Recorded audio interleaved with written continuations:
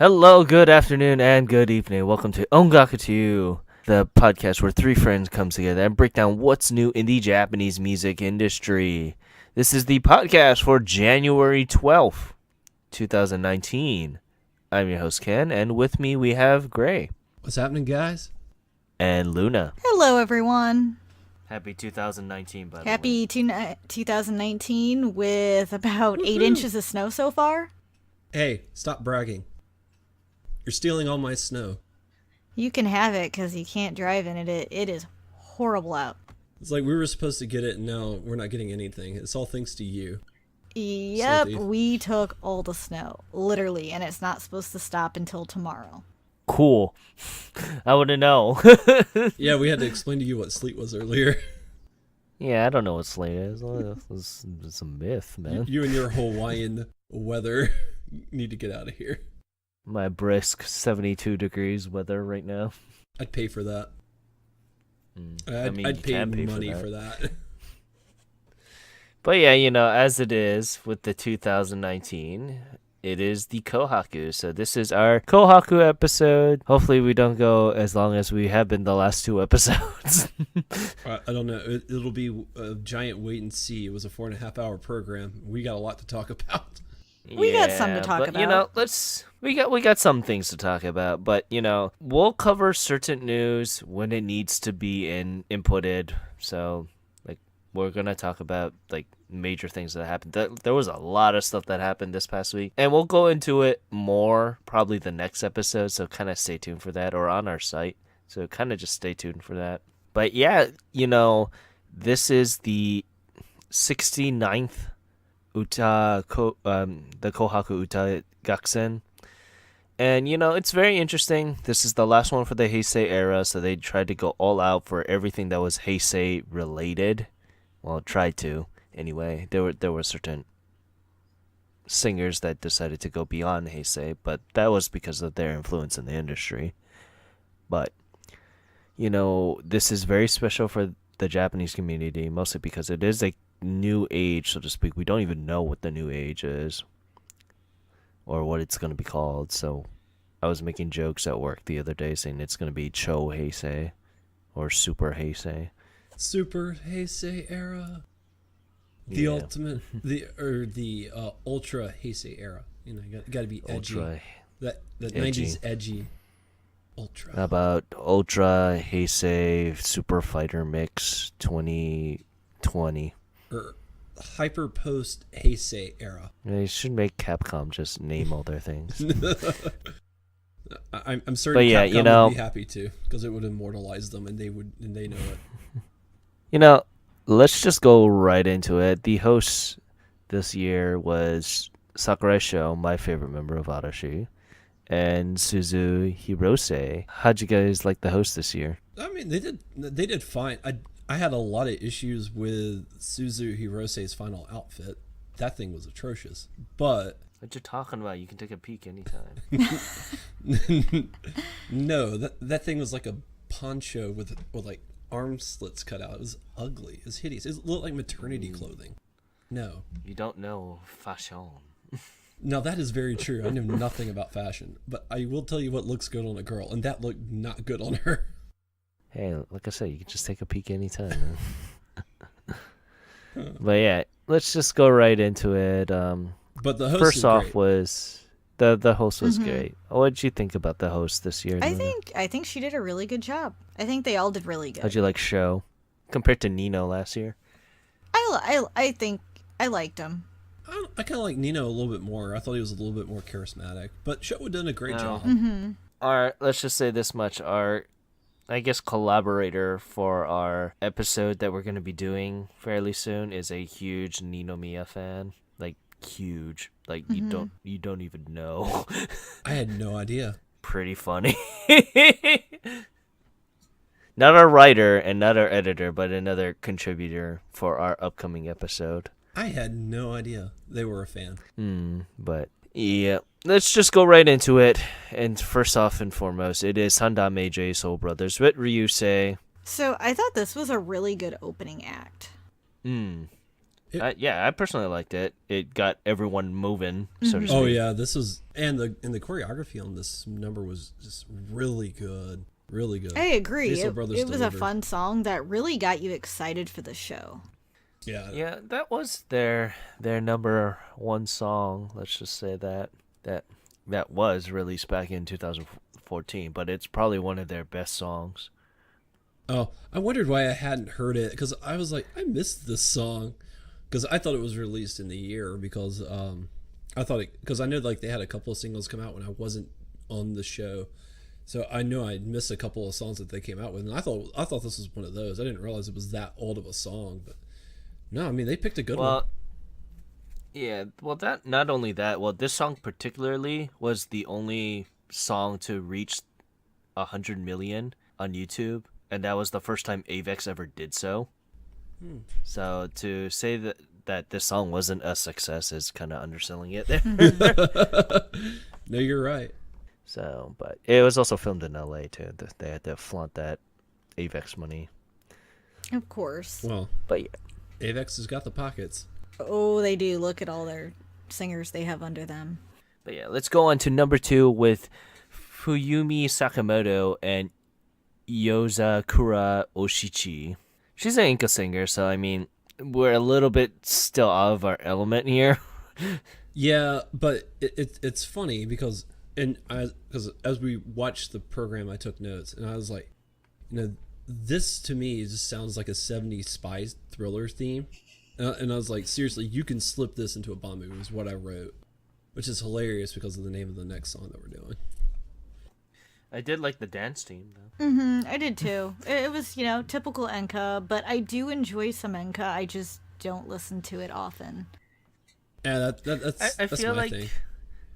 I feel like for Inca, for me, it's more so just the male singers that really catch my attention. Not to have a knock on the female singers because there is one female singer that was like, oh baby. But we'll get to her in a minute because she appeared last year, and last year was her debut year, and I was like, I'm gonna keep a close eye on this. But it's funny. It's just funny. But yeah, going on to number 3, it is Hiromi Go, and it's been a while since I saw him. And it hit song Goldfinger 99, and this is just Japanese livin' la vida loca. It Oh, is yeah. literally. I was like, I was looking at the name of the song and I was like, okay, Goldfinger 99. I thought like maybe it was going to be like like a spoof on like a James Bond thing or something like that. Because Goldfinger came out in '99, so I was like, yeah, no, it was probably what it is. And I was like, or no, wait, Goldfinger came out older. Sorry, I get Goldfinger and Goldmember mixed up, but still, it, Austin Powers started around that. So I was thinking it was going to be like a spoof of a spy song. No, it's just Living La Vida Loca. I'm like, wait, what? What is this? Though I do like the fact that they just highlighted everything of 2018 in sports. Yeah. It was interesting. So everything between the FIFA World Cup and the Winter Olympics. I think it was a good year though for Japan sports wise. So Yeah, it's too bad they couldn't get Otani on. well, always next year. Well, I don't know if the Angels do well. Then we kind of got to be careful. But yeah, going on up to number 4. It is Little Glee Monster with Sekai wa anata ni wadate kurenai iru. I'm not bitter about this at all. Why? Why don't you explain to us why you're not bitter? That was sarcasm. I'm immensely bitter about this one. This was amazing. And is it available on Apple Music or iTunes? No, thank you, Sony. Hey now.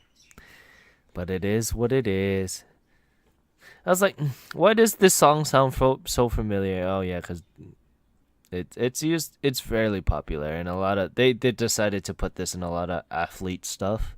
It's Saying well, that if you watch the music video, it's they're doing it's either tennis or volleyball or something like that. I remember there's nets.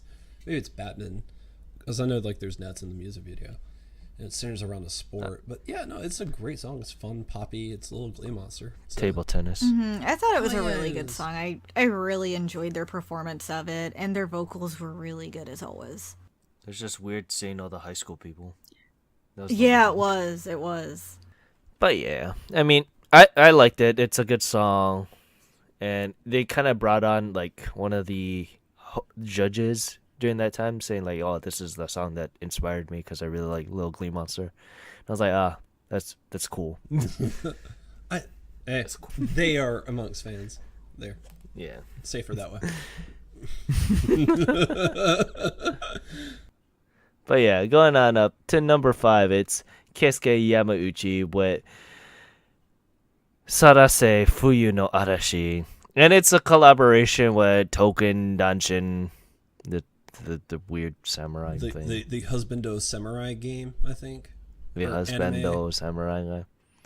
You know it's funny, right? Oh, we'll get to this later, but it's just funny. Remind me to talk about them, their clip when we get to them. Okay. But yeah, it was good. It was just really distracting seeing all the samurais stabbing people.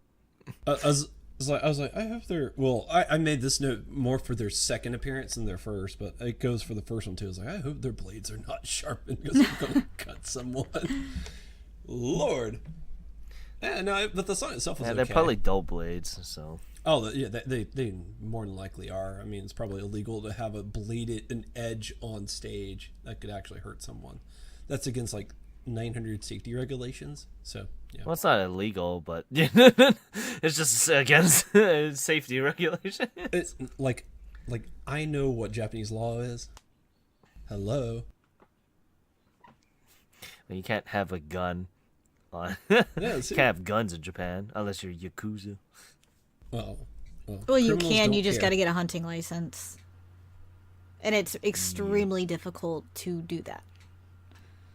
And extremely expensive too. Yes. It's like owning a car. That's why.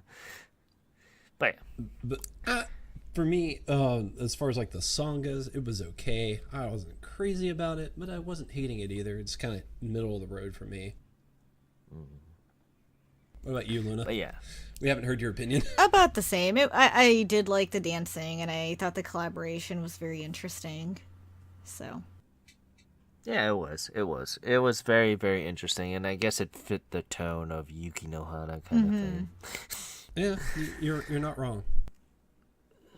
But yeah, let's continue on up to Daoko with Uchiage Hanabi. So it's very interesting for this song. We'll get to it a little bit later, but it's interesting that Daoko chose this song in particular. Sounds dope. I'm glad she chose it. This song it's really good. It's a really popular song. Oh, and I liked it's- all of the holographic projections and stuff that they were doing, and like all the 3D this song was a spectacle. Oh, I And- completely agree. Like, the whole performance was amazing, and Daoko looked absolutely gorgeous. Oh, woman's stunning, stunning, with a capital S. Not as stunning as Nogizaka 46 in the silver dresses, but pretty close. Yeah. I'm still bitter about that. Yeah, go suck a toa. But yeah, it's interesting that she chose specifically this song compared to any other song that she did in 2018 because of the fact that this is a collaboration song between her and Yonezu Kenshi. And Yonezu Kenshi technically is not on the show. We'll get to that later, but he technically did not appear on the Kohaku physically. But so they took out all of his parts and she sung it solo. And she sung it solo for her album that got released this past, last month, I want to say. So it's interesting that they did that. I kind of feel bad. Going on up. Did we want to talk about the little mini skits? I guess we kind of had to because Token Rabu is part of I one think of the so, skits. because some of the skits were a lot of fun, actually. I enjoyed them. Yeah, I mean, Yeah. I put the pen and pad away and just kind of watched them a little bit, so I don't really have too much to say. But they were a lot of fun. My favorite part was when like AKB48 came out. And they were playing with the kids. I thought that was kind of cute. And then the puppet part was also really cute. So this is part of the Yume no Kid show. It's a show specifically sponsored by NHK. That's why one of the host was dressed up as a character, so to speak. Several hosts were dressed up as character. Even Satoshi Ono-kun from Arashi is one of the characters in the show. So Was that the squid dude? no, he's the guy that showed up in the pair after. Oh, okay. I was starting to get scared. No, he wasn't the squid. Squid Don't dude worry creeped me about out. that. But they sung 3 songs that were tied to that program. Like one of them was another singer that came back, and it's really interesting to see that person come back because of the show. Because she was pretty famous because of that show. I'm blanking on the name though. It's the lady singer that came in midway. Oh, that was what Sexy Zone, King and Prince, AKB. Yeah, Yeah, a lot yeah, of when them they all Yes. came came out out. with the Okay, yes, kids. yes. Sorry, I was reading my notes and I started stuffing my face. I actually really, really liked that skit, and I loved seeing everyone in there together singing and collaborating. Yeah, it's really good. I mean, it's good to see Ono-kun out because he didn't really make an appearance this past year, and I really liked him. And it's kind of it was kind of forced because it's NHK. That's why. So if you're gonna force something down your throat, NHK is gonna do it. I mean, it's the perfect opportunity to promote their own stuff for free. Might as well do it. Yeah, yeah. But continuing, shifting to that was they had a little bit of Olympic talk with the 2020 cheer song with Paprika by Fudin, which is also made by Yunezu And Kenshu. I really thought that was cute. I loved having the little kids out there singing. And I like that everyone got into it. All the adults out there with them, all the groups, and how they were all joining in together singing. And the kids were just adorable. It was I felt it was somewhat empowering to see just everyone together and enjoying it and collaborating. Yeah, and it's an important thing for them to do this because it is part of the Olympics. So it's very very important for them to do so. So Yeah. I'm kind of happy that they kind of took the forward effort to do so. Yeah. Yeah. No, I totally agree. But yeah, continuing on, it is Heisei Jump with Ultra Music Power. I did not know that Jump. Did they make Jump an acronym, or has it always been an acronym? It's always an acronym. Has it always been an acronym? Yeah. I had no idea. That's why jump is All caps. uppercase. Yeah. I thought it was just a clever name, and then they were like, "Oh no, it's Johnny's Ultra Music Power." I was like, "Wait, what? This is an acronym? It was I missed that." So I enjoyed this a lot, actually. I enjoyed it more than I thought I would. Their dance moves were really good, and the chorus was super catchy. Yeah, I was kind of mellow on the song. I wasn't super crazy about it. I thought the all male cheerleaders thing was very interesting because in America you don't see that very often. No. So to see something like that, I thought was very unique, and I did like their suits a lot. Oh, yeah. Yeah, I like that. The only thing, I thought the rap felt out of place with the song. Oh yeah, that was interesting. That was unexpected. And I typically like random rap in songs. So yeah. But yeah, continuing on, it is Midori Oka with Nio no Umi and Oh Baby. I said this last year, but I'll say this again this year. I'm looking forward to seeing more of her. And I second that because I absolutely love this performance, just like I did the one last year. And she has an amazing, deep voice. I just love it. It is gorgeous. And she is beautiful as well. Oh, this woman's vocal talents is just insane. But the biggest note I made is because they had her singing, and then they had the lady dancing in the background, and nighty, I guess, would be the clothing. But it was because it started off with her dumping salt from her hand, and I don't know why. I guess it's because I just finished watching it. But purification. Was that it? Because salt is purification. It reminded me of the monsters from Fies. Every time they die, like they turn to ash. That's what I thought of. I was like, oh, yeah. okay. Well, it's purification. Like they do it for like sumo and stuff like that. Oh, okay. But I really, really like the song. Her dancing was a little okay. Like she made the dancer or the dancer. The dancer was Midori was amazing. The dancer was okay because her moves are fine, but she would make these really awkward facial expressions, and I'm like, well, what are you doing? Maybe she landed wrong. Maybe. But the song itself was amazing. Yeah. If Luna, when we go to Japan, we should try to see if she is performing. I would love to see her perform. I agree. I think that would be a really great experience. With that, it is going on up. It is Yoshimi Tendo. She's another Inca singer. They went to 2 Inca singers back to back, so I thought it was very, very interesting. And with her, it's just interesting. I don't know how to dot it on the nose there. Compared to Midori Oka, who's like the next generation of Inca and going back to a little pillar in the Inca industry, it's kind of weird for me. I'll say this song made me feel super uncomfortable. How come? They had the rippest dudes in those really tight clothes. Wow. Like I was like, I mean, they gotta give something for the Okasans, right? I guess. I mean, the biggest thing for me, because I don't know, I didn't know how to feel about. At first, I was mellow in the song, and then they broke out like the biggest weakness I will ever have in life. One of the rippest dudes in the red skin tight outfits. I mean, they had. I like the fact that you remembered this. I wrote it down in my notes.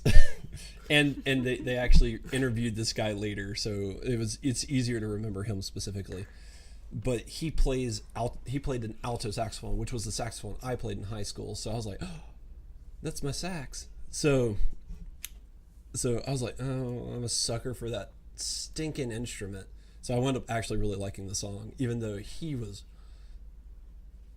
I was really uncomfortable watching it because, like I said, I mean, they're in like these bright red wife beaters, like these like ripped muscles, and they're super short red shorts. I was like, golly, man. Ugh. But yeah, no, it was an interesting song. Yes, I completely agree. It was a very interesting and unique.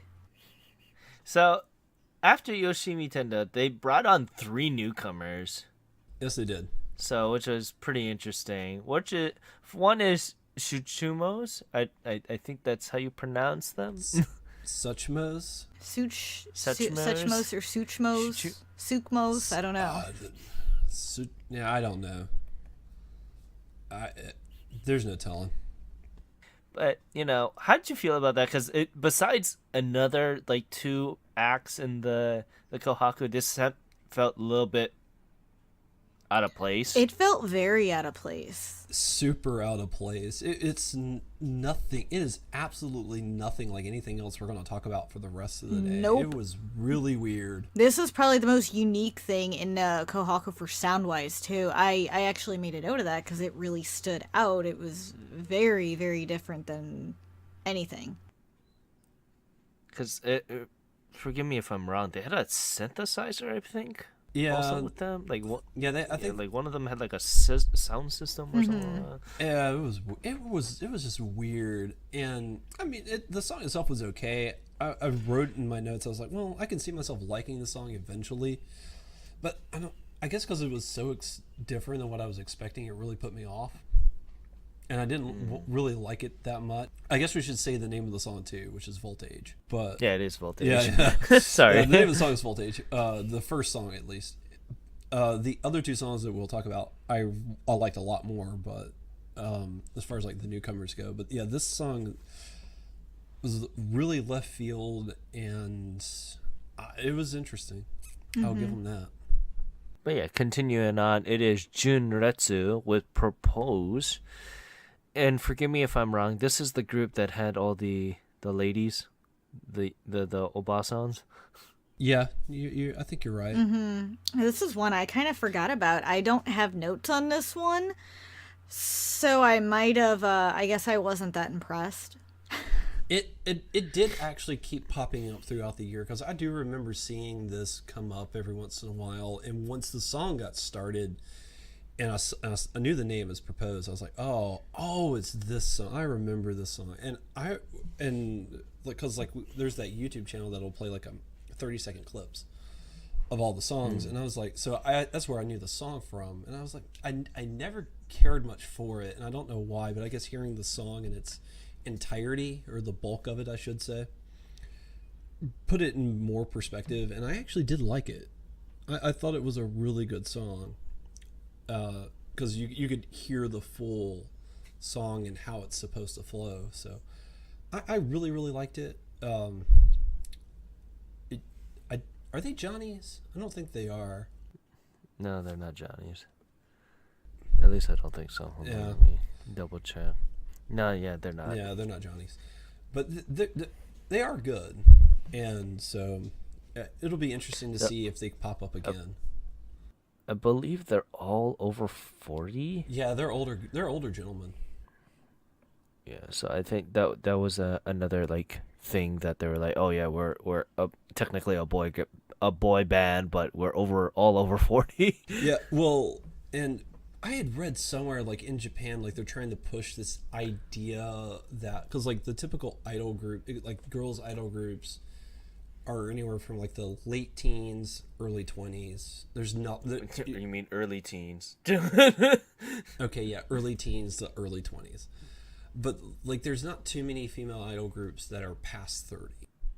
But then you have groups like Arashi, who's been in the business for a while, who are still, still a huge fan base, still really popular. They're all in their 30s, and so like there's this idea in Japan that they're trying to push, like the acceptable age range of your typical idol. And these guys are interesting. It's interesting that you say that, because with male idols, I think you can kind of last it a little bit longer, and that's mostly because of Johnny's doing. Because hey, you look at Heisei Jump or Kinky Kids or something like that. They've been in the industry. Well, Kinky Kids been in the industry for a while, but things like Snap and stuff like that, they were still doing music up until recently, up until like 2-3 years ago, and they preceded Arashi. Yeah. So, and that's mostly because of Johnny's doing, because Johnny just is the cog in the machine, so to speak. Yeah. Yeah. They run these boys hard for the most part. Hey, whatever they're doing, it works. They make money. But lastly, let's move on to Amyon. I thought it was Aimyon? Aimyon.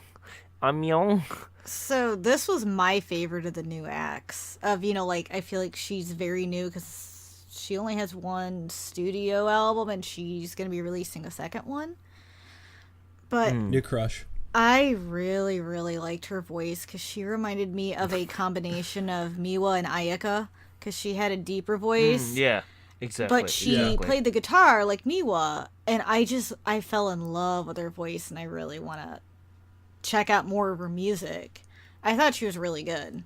Yeah, no, I really liked her. And yeah, she reminded me a lot of Miwa too, especially with the guitar thing and everything. And yeah, she sung Marigold before we continue on. Yeah. Or Marigold, like the flower. But no, yeah, I was like, potential new crush, because she's adorable. Oh, she was adorable. I felt like she really made an impact on me for a debut singer. I thought she did very good. Yeah, I think, and I mean, she's still really young. Like, this could really help propel her career. Mm-hmm. And I was thinking to myself, I was like, I swear to God, I heard this song. I swear to God, we talked about this song before. And yeah, it was in August that they did this song that it charted. It was like number 8. And I remember talking about it because I heard her and I really liked her at the time. I remember I'm like, oh my God, I love this song. This is really good. So, and I think I said the same thing back then. She reminded me of Miwa. And I said, I think I'm a new fan again. I think I got it. She is a new fan. Well, and the thing of it is like where we cover this stuff weekly. It's like sometimes like we'll hear a song for like the week and we love it and we want to go back and we want to check out more of the artists and discover more of their music. But then life gets in the way. You get caught up in your life, and next thing you kind of forget about it. So it's really great that you have something like this right here where you can go back. Oh yeah, I completely forgot about them. That happened to me on several of these. I was like, I completely forgot that this was a thing. Mm-hmm. But I'm glad this is here to remind me, because now I can go back, especially because the Kohaku is so big. I have to take notes when I watch it. So it's like, well, now I've got it in writing. So I'm like, okay, well, once this is done, I'm going to go on Apple Music and search it, type her in, see if she's there. And if she's not there, I'll check back periodically. But, yeah, no, this was amazing.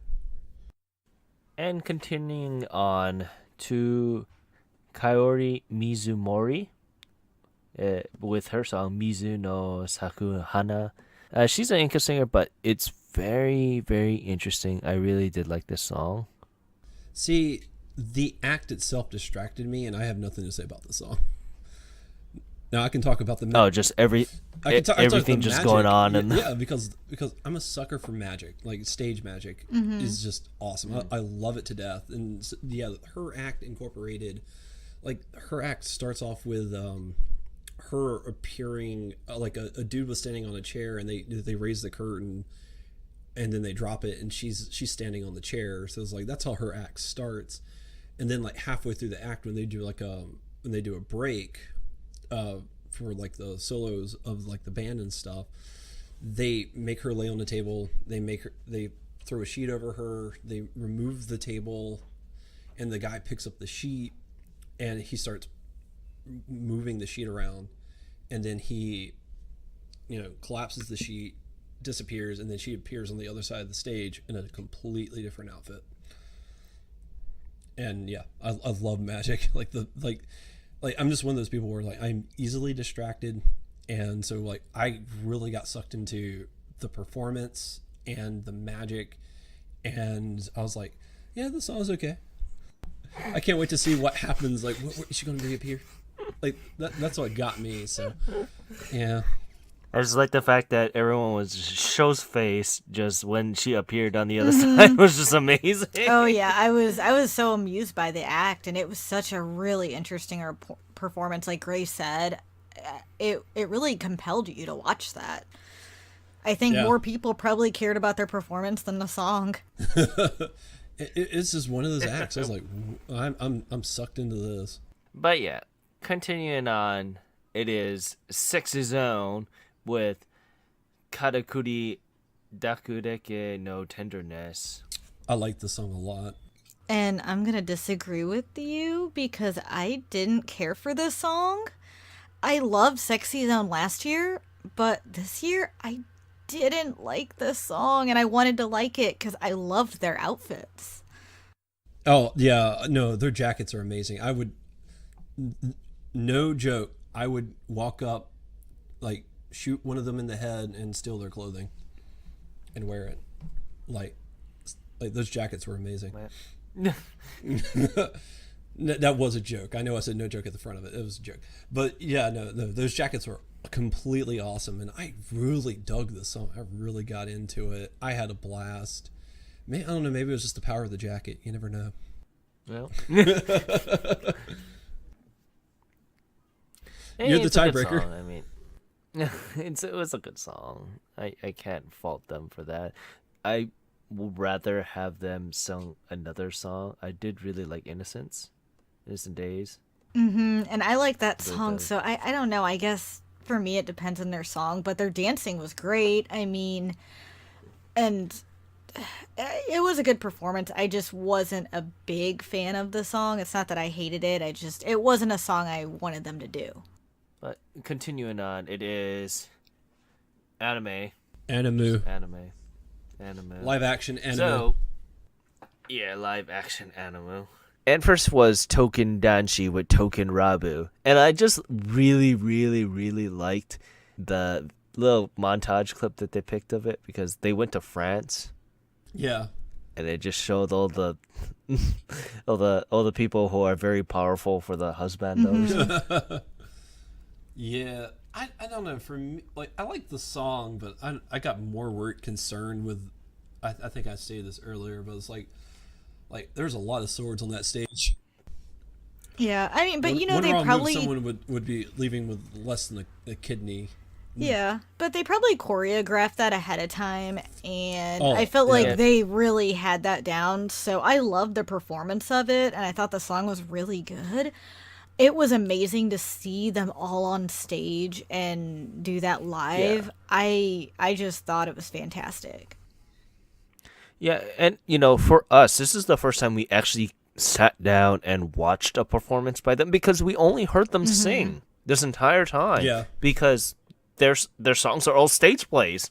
We can't watch it for the most part unless we're in Japan. So it was very interesting to see this idea, and I understand why Revue Starlight is the way it is now because of the success of Token Danchi. So it's very, very interesting. And Revue Starlight is just the female version of Token Danchi. Oh, okay. Because I was that. confused. I was like, I'm just gonna nod my head and play along. Like you can see me nodding my head and playing along. But yeah, I'm just gonna nod my head and play along. Like I know what he's talking about. Not a clue. Yeah. How clever. Well informed over here. It's only Bushiroad stuff that I'm fairly aware of. That's not the true. balls, I think so to we're. speak. I think you're moderately familiar with the next group we're going to talk about. They're also Bushiroad. Never mind. I stand corrected. Well, And that is Aquars by and they did their song with Kimi no Kokoro wa Kagaite Iru Kana. I'll say of the anime songs that we talk about, were a song performed by an anime group. I want clarification on that because we're going to talk about another anime song here in a second. But of like the like the Seiyu bands or something, I guess would be a better way of putting it. This is my favorite one that they did. Like I loved this song. This song was amazing, and the outfits were adorable. Love those outfits. Oh yeah, I completely agree. I mean, I love watching a lot of the seiyus perform live because they do such a good job with the vocals, the dancing, and it is amazing to watch them. I mean, they not only are great voice actresses, but just to see them live and perform something like this live and make you feel like you're watching a live version of the show. Yeah. It was amazing. It was better than amazing, and I love their outfits, and their vocals were fantastic too. So just seeing some of these come to life, I feel like makes a big difference, and showing that a lot of these musical shows are, they put so much time and effort into it. It's the only gripe that I would have with the song. It isn't the song itself. It's just I really wish that they didn't shove down your throat that this was anime. Yeah, because as they were doing their performance up on stage, they had the anime in the background, and they were doing a similar routine. It's pretty much the exact same routine because this is from the movie that just got released in Japan just now. So I guess they sung this song to build hype for that movie. So Yeah. it's interesting to say the least, but I really wish that they didn't take this as an anime, the Seiyu idol performances, because it's fine if it's like just for the otakus or for the fans, but this is the Kohaku. It shows a bad light, so to speak, I guess, of like, this is what anime evolved into. Yeah, that's Well, true. I mean, I guess, but you also have to think like this is a subset of anime, and like again, the very next song we're going to talk about is it's from an anime that's radically different from Sunshine. Like just like night and day difference. Like there's no middle ground between these two. But yeah, we'll get there. But it's different because it's actually the seiyus doing it compared to That's true too. yeah. So you kind of understand. Like for example, if Rosalia went on there or Pop and Party went there, I won't want the anime people on the background. I'd rather have just them Yeah. because this Yeah, it's I a agree big because I moment felt for like it them. was a distraction from their performance. So I mean that's the only like gripe I had. I loved the song and I it was good to see like Yellow Buster and And good to see her to be on stage. By the way, she's the first and only Super Sentai person to ever be on the Kohaku. I just have to squeeze that in before I continue. I was looking for her, but But I yeah, didn't spot her. she was on the bottom right. Uh, She plays the the top three people in that anime. In the anime. yeah. Her character has pull. So, but you know, it's under. I guess it's understandable that they want to build hype for the movie, but you know, it's just I'd rather have them just perform compared to just having the anime in the background. Yeah. No, I totally see where you're coming from, and I can't agree because it was distracting. So yeah, continuing on, it is Yoshiki featuring Hyde with Red Swan, and we called it when we saw that they were going to be on. We knew exactly that they were going to perform the song. Yeah. And I will say of the songs we're going to talk about today, I think this is probably the most contentious because there's a huge section of people that hate this song with a bleeding passion. And I wouldn't know because I don't watch anime. this song came out and people turned red. They hate it so much. And I wrote, this is the best thing to come out of Attack on Titan. Like, I love This is a really good song, and so I love their good. collaboration. It's so good. And just a quick side tangent because this song is amazing, but I love the keyboard that he was using, how it lit up as he played it. That was really cool. Yeah. That was super cool. But yeah, this song is amazing. It's so beautiful. I mean, I'm not the biggest Hyde fan, and I think you two are way bigger Hyde fans than me. Like, this is about the only song I mean, I'm really familiar. let's just say this much: the most live performance I ever seen is Hyde featured. I've sung Larkin Seal twice. I've sung Vamps 3 times. So Hyde being one of my favorite artists is kind of like Would you say Hyde is high on your list? he's pretty high with Scandal being right behind him. Yeah, but Because I saw Scandal 3 times. yeah, no, but this song is people who don't like it, I think, are just have their I don't know what's wrong with them. This song's amazing. They're being pretentious. That's what they are. That comes with an entrenched anime fan sometimes. So why Unfortunately. wasn't it they didn't like it? Was it more of the fans of the show who didn't like it? Yeah, no, I do want to clarify. This is, as far as I know, this is a Western anime thing. I don't know how this song was received in Japan, but yeah, a lot of Western fans of Attack on Titan, they were huge fans of like the metal style openings of the first 2 seasons and the high energy openings that they had. So then you have this song for their 3rd season, and it's slow, it's more methodical, and it's a prettier song all in all. And to them, it's not Attack on Titan. To them, this isn't the anime that they watch, and so yeah, a lot of people hate this song. That's just such a ridiculous reason to hate a song because it doesn't fit with the opening. I will say, I really enjoyed this song. Having two famous Japanese rockers do a collaboration like this, and to me, I've never watched the show, so I can't go anywhere on that. This is the first opening I've seen, but to me, it felt like it did fit watching the animation, Yeah, as it's a very dark song. And it seems like it's dark. It'll fit the show. But who am I to say? Everyone has their own opinion. But as a song, whole and whole, it is amazing. And Hyde's vocals, I love his vocals. yeah. This song is great, and the on stage performance was really good because you had the light up keyboard.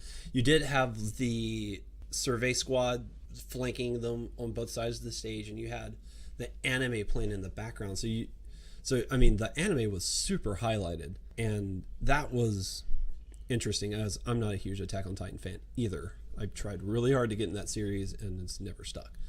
But I've never watched it, so I can't say anything. But I kind of do wish, like Ken said before, with how they did with the Aquars, I wish if they wouldn't have showed the anime in the background, just because it does distract from the performance.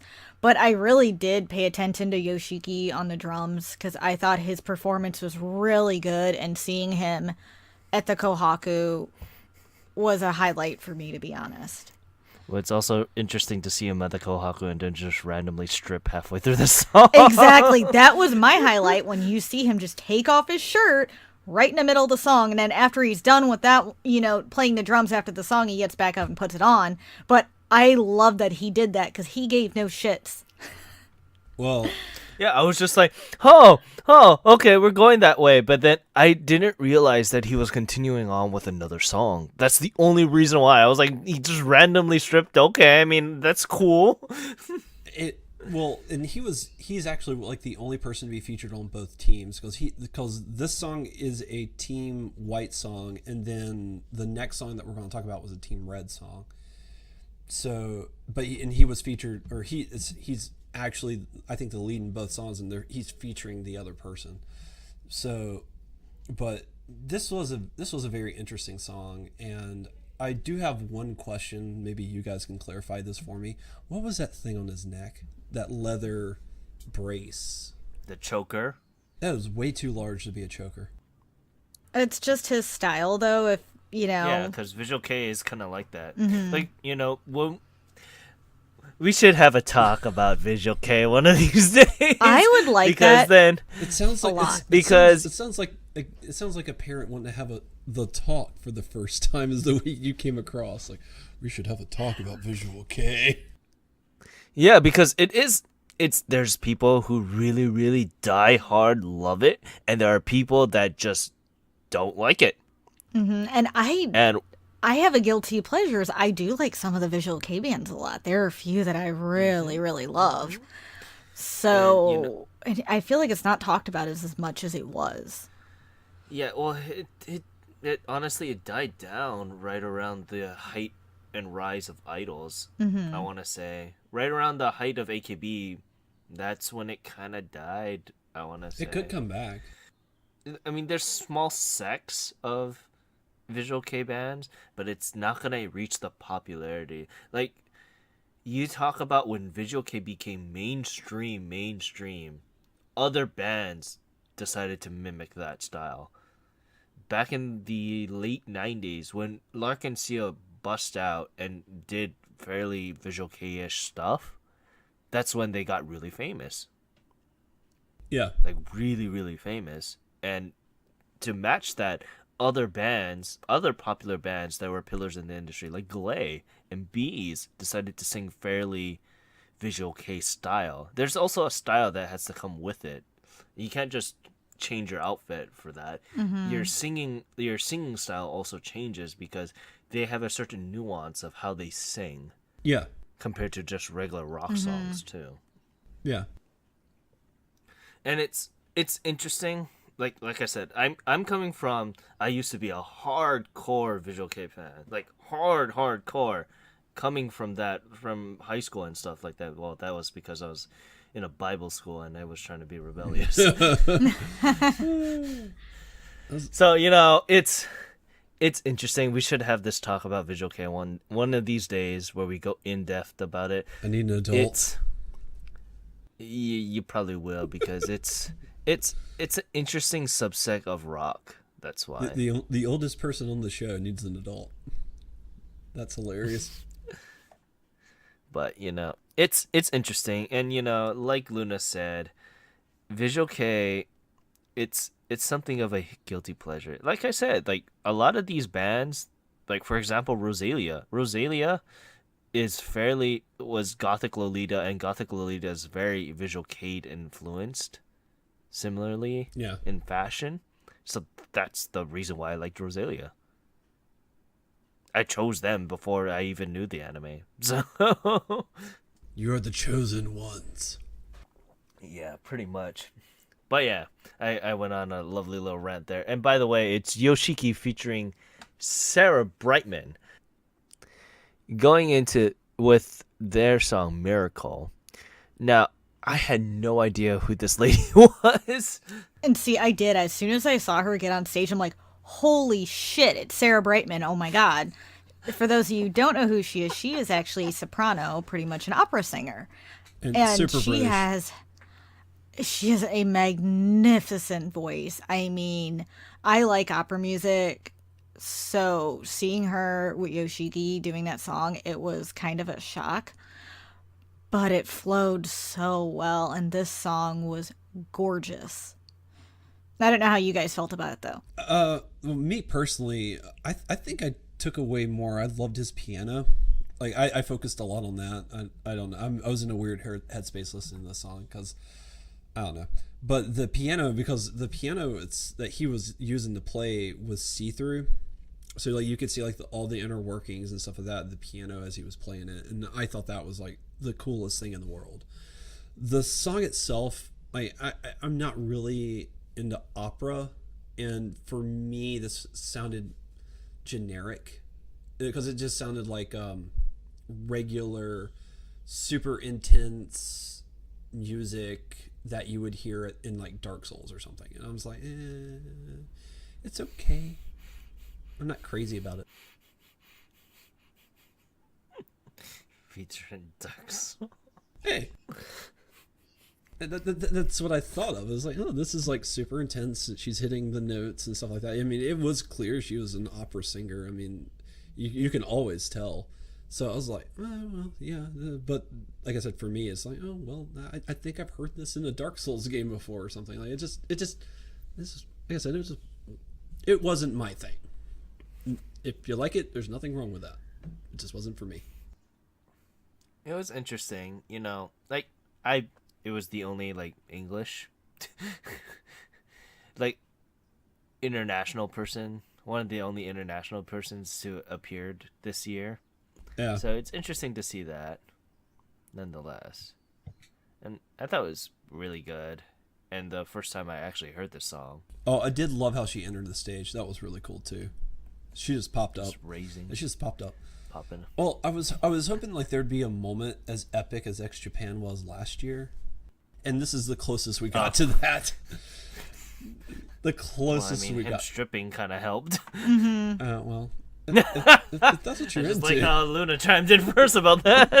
I mean, that's what you're into. Cool. I'm not here to judge you, but for me, I was like, I mean, it was good. It was a nice epic, and it was a nice transition. I do say I like his outfit in Miracle more than I did the Red Swan outfit, because the Red Swan outfit was literally like the leather choker and then like this white shirt.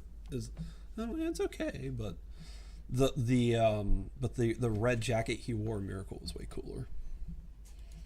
Oh yeah. Yeah. I would definitely agree.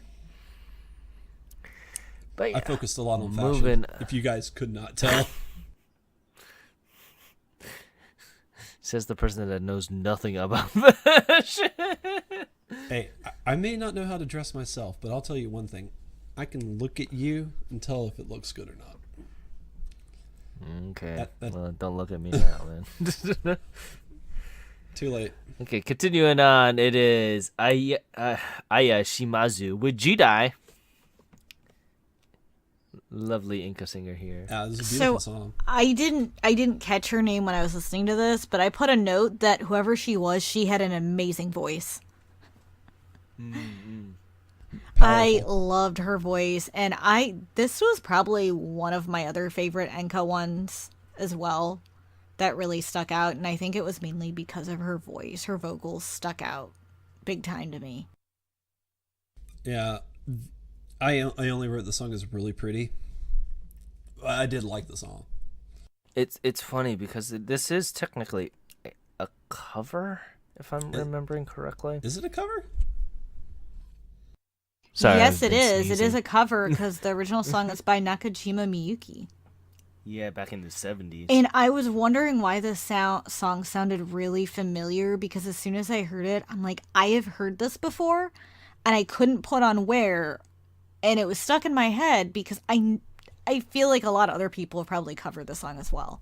But Now that you mentioned it, I was like, yeah, I didn't note this, but I do remember the song sounding very familiar. I was like, I think I've heard this before. Okay, yeah, I mean, that makes sense.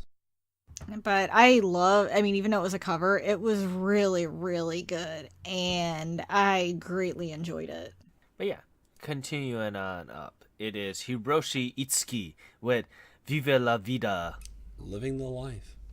Living the life. This How do we was think? so much freaking fun. Oh my god. And can I make a note of this? So, have either of you ever watched Fresh Prince of Bel-Air? Yes. Yep. Did you notice the Carlton dance? No. Oh my Yeah, I god. did. So, that was the first thing I noticed when they were dancing. They did the Carlton. Well, don't let Carlton see you do that because he's suing Fortnite for them stealing his dance. But this was so, I love this performance. Oh my god, this was one of my favorite performances of the night because it was so much fun. It's It looks like they were having fun out there. like I noticed the USA dance that they did, which we'll talk about. Oh yeah. That's what I noticed. But yeah, no. But I noticed the Carlton because that was my favorite part of Fresh Prince. And as soon as I saw him doing that, I started doing that too. And then I dropped my laptop. Be careful. I was in bed doing that, and then my laptop just slides right off, and I'm like, crap. But that's how much this song, got me excited. So I can imagine being there in the crowd. Yeah. That would have been awesome. Yeah. No, this song is a lot of fun, and I love how involved Da Pump was in this song because I don't know Issa's relationship with this guy, but I kind of felt like a mentor-mentee relationship sort of thing that they had going on. So it was nice to see that sort of thing happening. I guess I don't know. I could be totally wrong, and if I'm wrong, I'm sorry. But I do like Issa a lot, and yeah, this was a good song.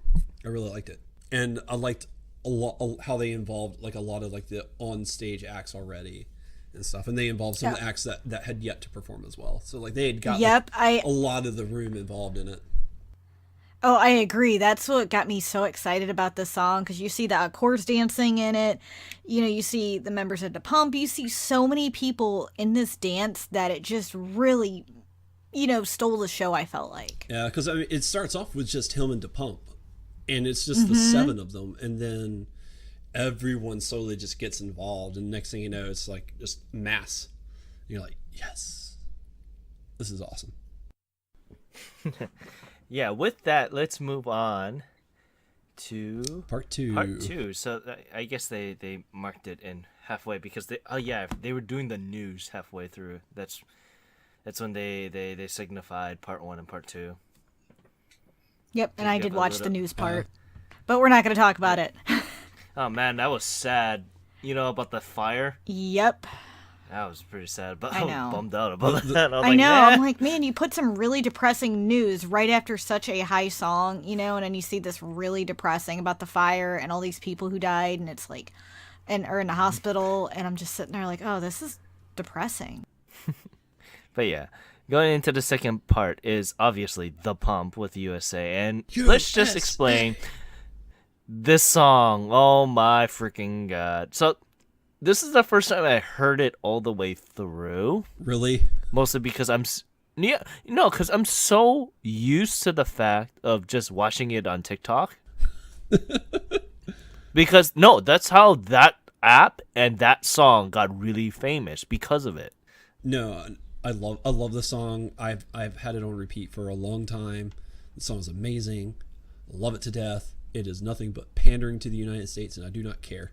It was even written by an Italian dude. I do not care. The song was amazing. The song is amazing. I agree. This song was awesome, and I love their live performance. It was fantastic, and it really gets you pumped. I would love to see Da Pump in concert just to see this one song.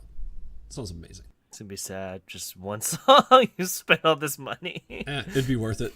But it's funny. It's interesting. There was an article that I read that the success of this song just shows the change of how the Japanese music industry is now. And you can see all like this song, and then when we get to the AKB song, Yeah. how internationalized the song has become now, because everyone just sees the song and starts doing stupid hand motions. Yeah.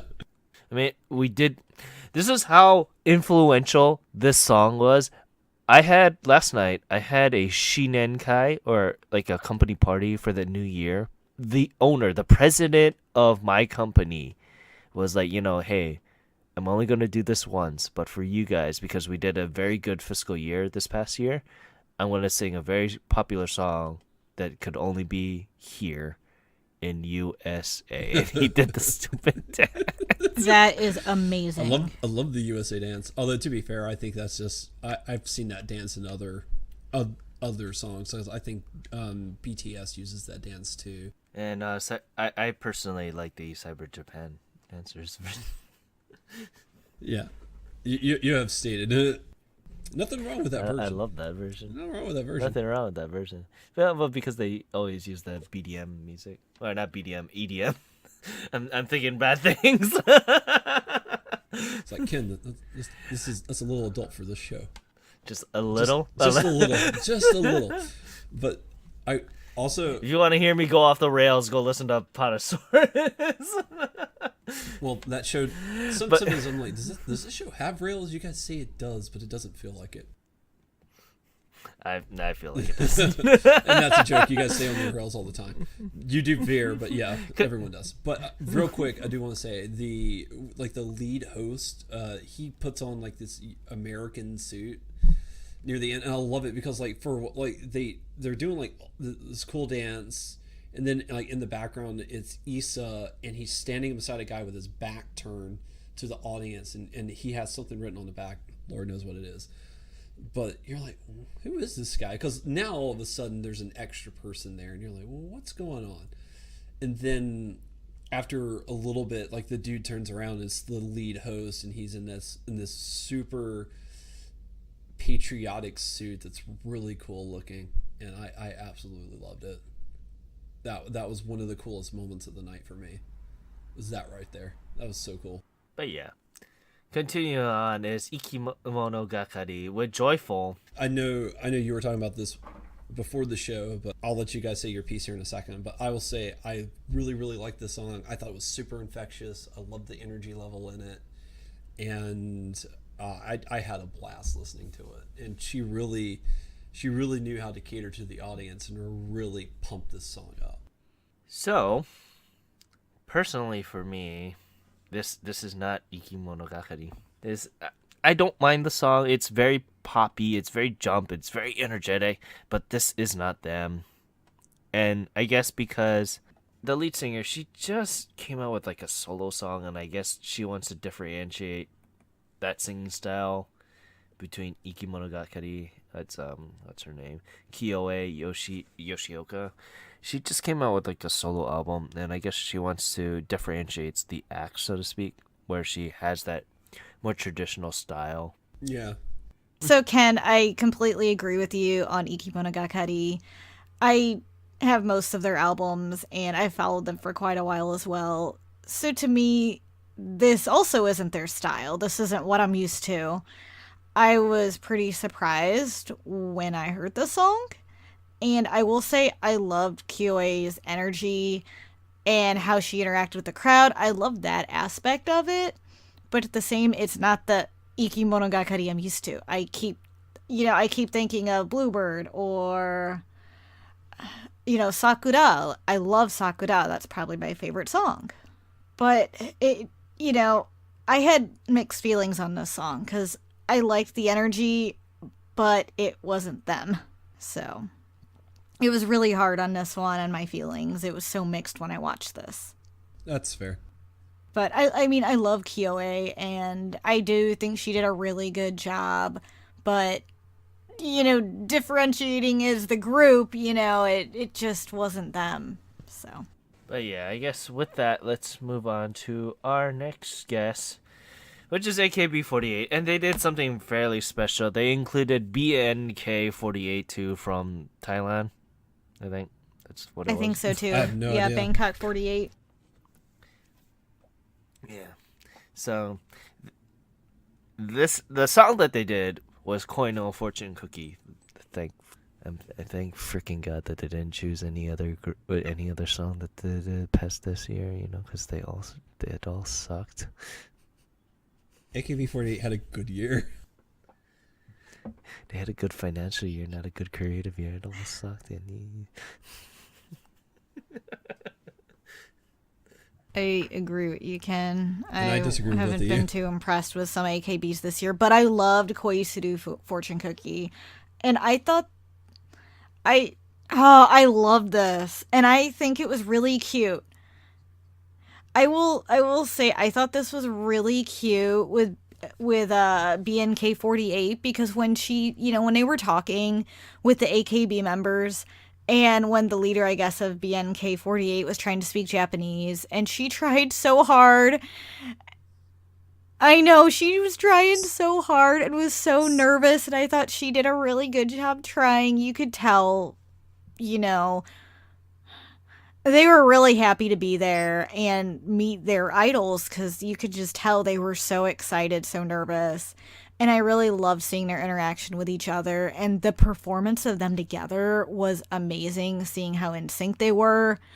Their vocals, their dance, their outfits. I thought everything was really good in this performance. Yeah, no, You that know, was a really, really good performance. And this was the first time I'd ever heard this song. And I know, Ken, this is one of your absolute favorites. So I was really. no, technically it isn't, but we'll get on that Well, later. you praised the song in the past. Let's put it that way. So I was looking forward to hearing it. And I did. I really liked it. I really enjoyed it. And yeah, it was really great. And I like sometimes they would change to what, Taiwanese, is that the language of Thailand? No, it's Thai. Thai, sorry. But yeah, they would switch to Thai because they would change the subtitles at the bottom of the screen so that it would not be in Japanese, which was really interesting. what's What's interesting that they sung both in Thai and Japanese, and both idols did that. AKB also sung in Thai on certain parts. Yeah. That's what I was so amazed about because it's not easy to do something like that and both of them switch like that. So I just commemorate their performance for doing such a good job. Yeah, I mean, you think it's hard to like learn a foreign language? Singing in a foreign language is 40 times harder. Mm-hmm. Because now you got to take basically everything you know and then add singing to that. Like, it's not easy. It's very difficult, and be able to do that smooth too, like a very smooth transition. It's not like if it wasn't for like the changing at the bottom, I wouldn't have even noticed. So it was pretty interesting. I can be oblivious. I'm sorry. This song. Just to kind of go on this. This is Sashihara Rino's hit song. This was her Senbatsu song. So because of her graduating, that's the reason why. And it's understandable why they just didn't bring all the 48 people like they did last year or like previous years. It's because they did this intersect with BNK. Yeah. But it's interesting that they did this song. And I'm not surprised, but it is interesting because this is, in my opinion, this and Juichi Gatsu no Anklet is probably the only good songs that they had within like the past like 10 years or 5 This years. song is amazing. Ever since the old guard left with Oshima Yuko then. Well, this song is so popular. Like it was popular when we went to Japan. To the point that people, like I said earlier, people were getting YouTube famous. All you had to do was do the motions for this song. That's all you had to do. You had to dance the song. If you know how to do this song, dance to this song, you're YouTube famous. You'll get a bunch of clicks because of that. Well, what are you doing? Can't get on it.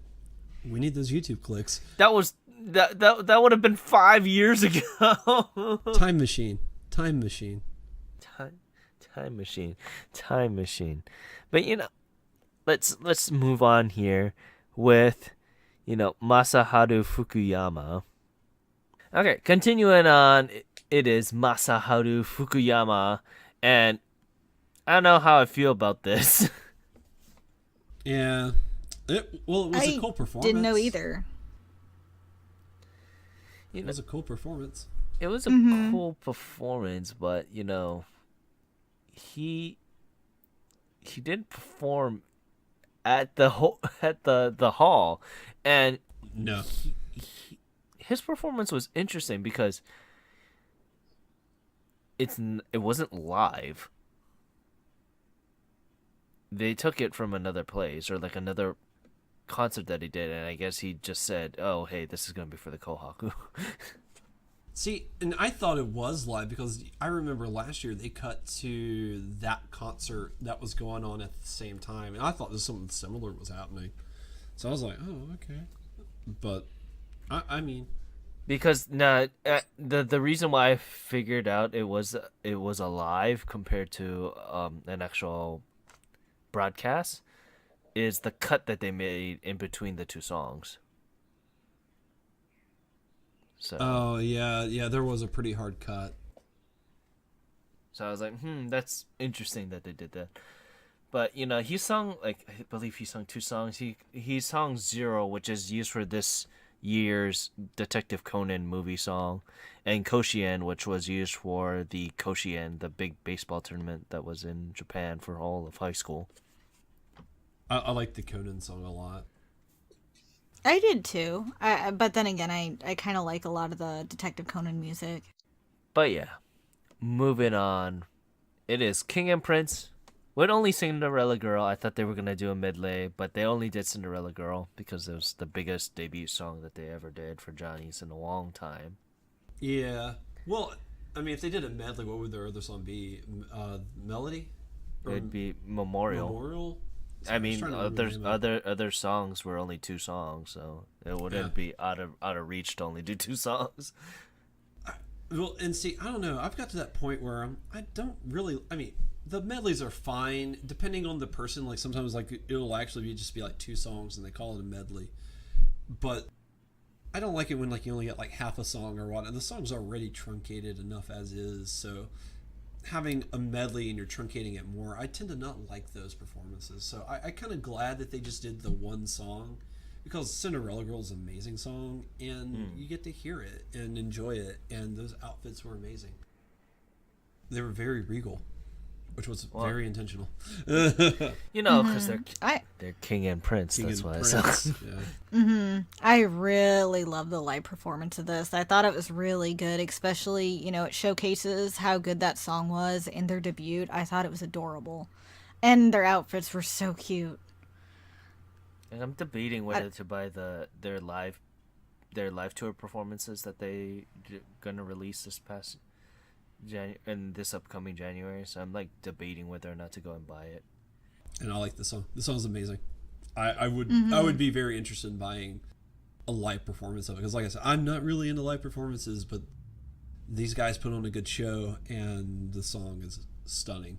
So they did a great job. They did a great job. Continuing on from King and Prince is Perfume, our senpais. Go senpais. And they did something very interesting. So they did a live broadcast from the Countdown Japan, which is the event you're talking about, by the way.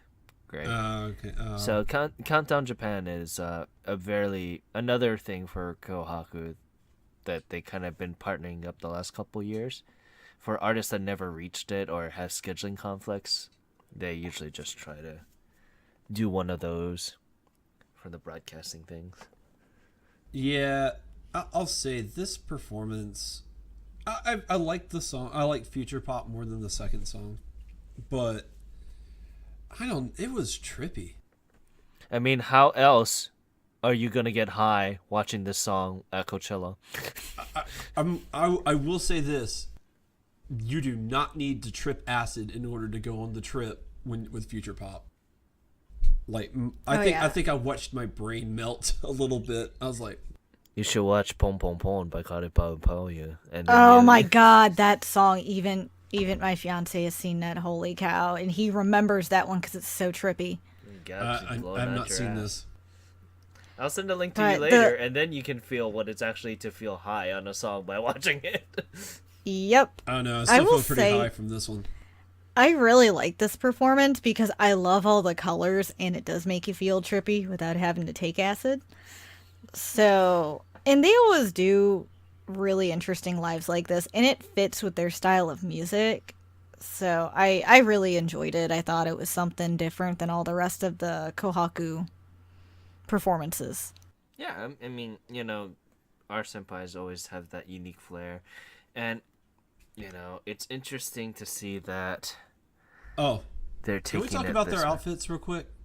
Oh man, I was in the middle of a dialogue. you got interrupt me with your freaking fashion sense blog. Fine, get in your dialogue. No, go Sorry. because you already derailed my train of thought. I'm sorry. But I suddenly remembered I hated their outfits and I wanted to talk about it because their outfits were hideous. There, I said it. Fight me, internet. I don't care. Alright, I said my piece. My whole train is just off the rails. I think Thomas has seen enough of today. He needs to leave now. I'm sorry. I didn't realize you were in a train. I wouldn't have said anything had I known. I'm sorry. It's fine. I don't really care. But yeah, continuing on from Perfume, it is Kanjani 8 with Koko ni by your favorite. Well, I guess, I don't know. We haven't heard of anything from them in a while. We haven't heard anything from them in a while. They released an album last year. It stayed in Japan. It's still not even available in the States. So, yeah. Yeah. But, hey, I like this song. This song was great. What It's was the done name by of the song? Wanima. We should at least say what the band Yeah. is. Yeah, Kanjani 8's Koko ni. Yeah, it does have a very rock solid sound to it. I did miss where they were saying it was wrote by Wanima, so thank you for the tip. This song is still really good. So I'm gonna disagree with you because I didn't care for how the song started off. I did like where it went later, but I guess it was the start that I didn't care for. I also wasn't that impressed with their vocals. I thought they sounded a little bit off. Well, they are missing 2 members. That could be it then, so that makes sense. Well, they were missing. So. They're technically only missing one. I was just making the joke. It's Kanjani 8 and there were 6 dudes on the stage. Like, I was just making a joke. Yeah, one guy left this past year, and he was the leader. The other ones had when they first initialized Kanjani 8, one of them dropped out fairly early, so it's only been the 7 of them. But there's 8. I'm surprised they just never didn't hire like a replacement. Well, because like I said, these guys were grouped together when they were juniors, so it's kind of like a common bond, so to speak. Yeah, that's true. Well, and I mean, you look at like Exile and all their branches, like all those groups stay together for the most part. It's specifically for Johnny's, like when they lose a member, it's kind of hard to just come up and replace the bond that those guys felt throughout the years when they were juniors. But it is what it is. I mean, like for me, it's whatever's. It's an interesting style that they did with this song. However, they didn't do anything interesting that made the song stand out like they did last year's. I liked the tour that they did throughout the NHK tour last year.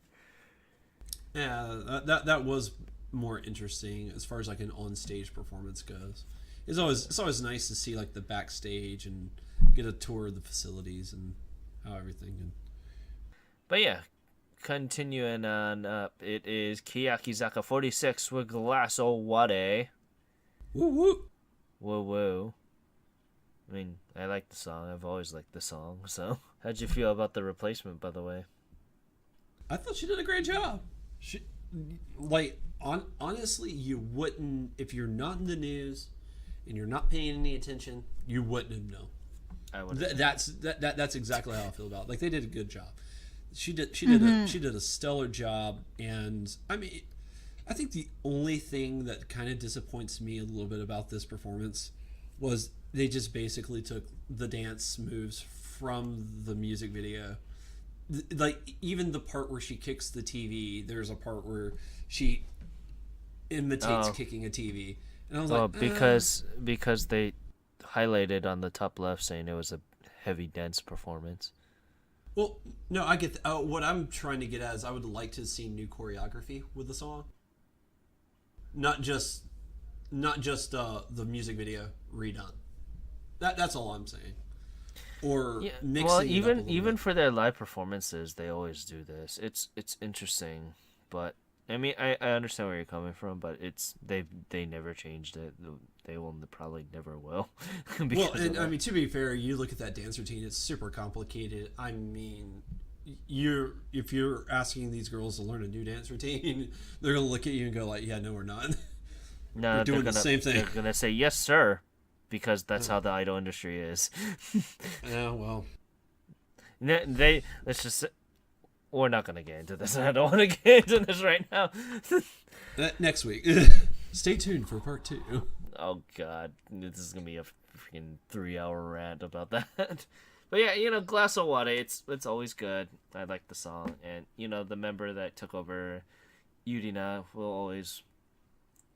It's a good replacement for now. Yeah, they did a good job. I think so too. I thought their dance heavy performance was amazing. They did a great job, and I love the song anyway. So Yeah, no, hats off to her. Like she 2 thumbs up. Continuing on, it is Hiroshi Miyama with Igoso Tameshi. Round 2. Round 2 from last year, because we had this talk last year where So just for new listeners, what it is in Japan there's the kendama game that they have where it's a stick, and at the end of the stick there's these 2 cups, and then there's a ball on a string, just so everybody knows what kendama is. Well, last year what happened was they were trying to set a record of, I guess it's 124, where they would have the ball dangling, and then they would pop up the ball and catch it in the cup. And it was supposed to be 124, one right after the other. Well, number 14 literally dropped the ball. And so it didn't count. And it was like, actually, I couldn't stop laughing. I thought it was hilarious. But they were like, we're going to go for round 2. So that's what they did. And this year, everybody kept the ball in the cup. Other than that, and they are now in the Guinness World Book of Records. Yep. hooray! Hooray. But yeah, the song itself is okay. I mean, it's fine. It is more interesting to see watching the dudes see if they'll drop the ball like last time. I don't know. I mean, Do what I I can't do kendama. I have tried. Like, I know we joke, but I've tried. That it's a lot harder than it looks. You need a lot of hand-eye coordination. I don't have that. Didn't you guys try it when you guys studied abroad? Oh yeah, and I made myself look like a fool. That's why I know I can't do it. I don't remember how I did, but I want to buy one because I want to try it again. You can buy them at Barnes and Nobles and Books a Million. I've seen them selling there before. It was a huge hit when I came back. So like right. I guess something happened when I went away to Japan, and then when I came back, they were like, all my friends were like, "Oh yeah, the kendama became a huge thing." It's weird. I remember the first time I learned what kendama was in Tales of Symphonia. That was the primary weapon of one of the characters. Yeah. That was my introduction to what kendama is. But yeah, he was a magic caster. But yeah. But yeah, continuing on, it is Nishino Kana with Tori Setsu, and I'll have you take this away, Luna. So I have things to say about this. I love Kanayan. She's probably in my top 5 favorite singers. And I've heard several lives of Tori Setsu before. This one, to me, seemed very off. It seemed like the music was off with her vocals. Her vocals seemed off, which is really weird because Kanayan's vocals are not usually off.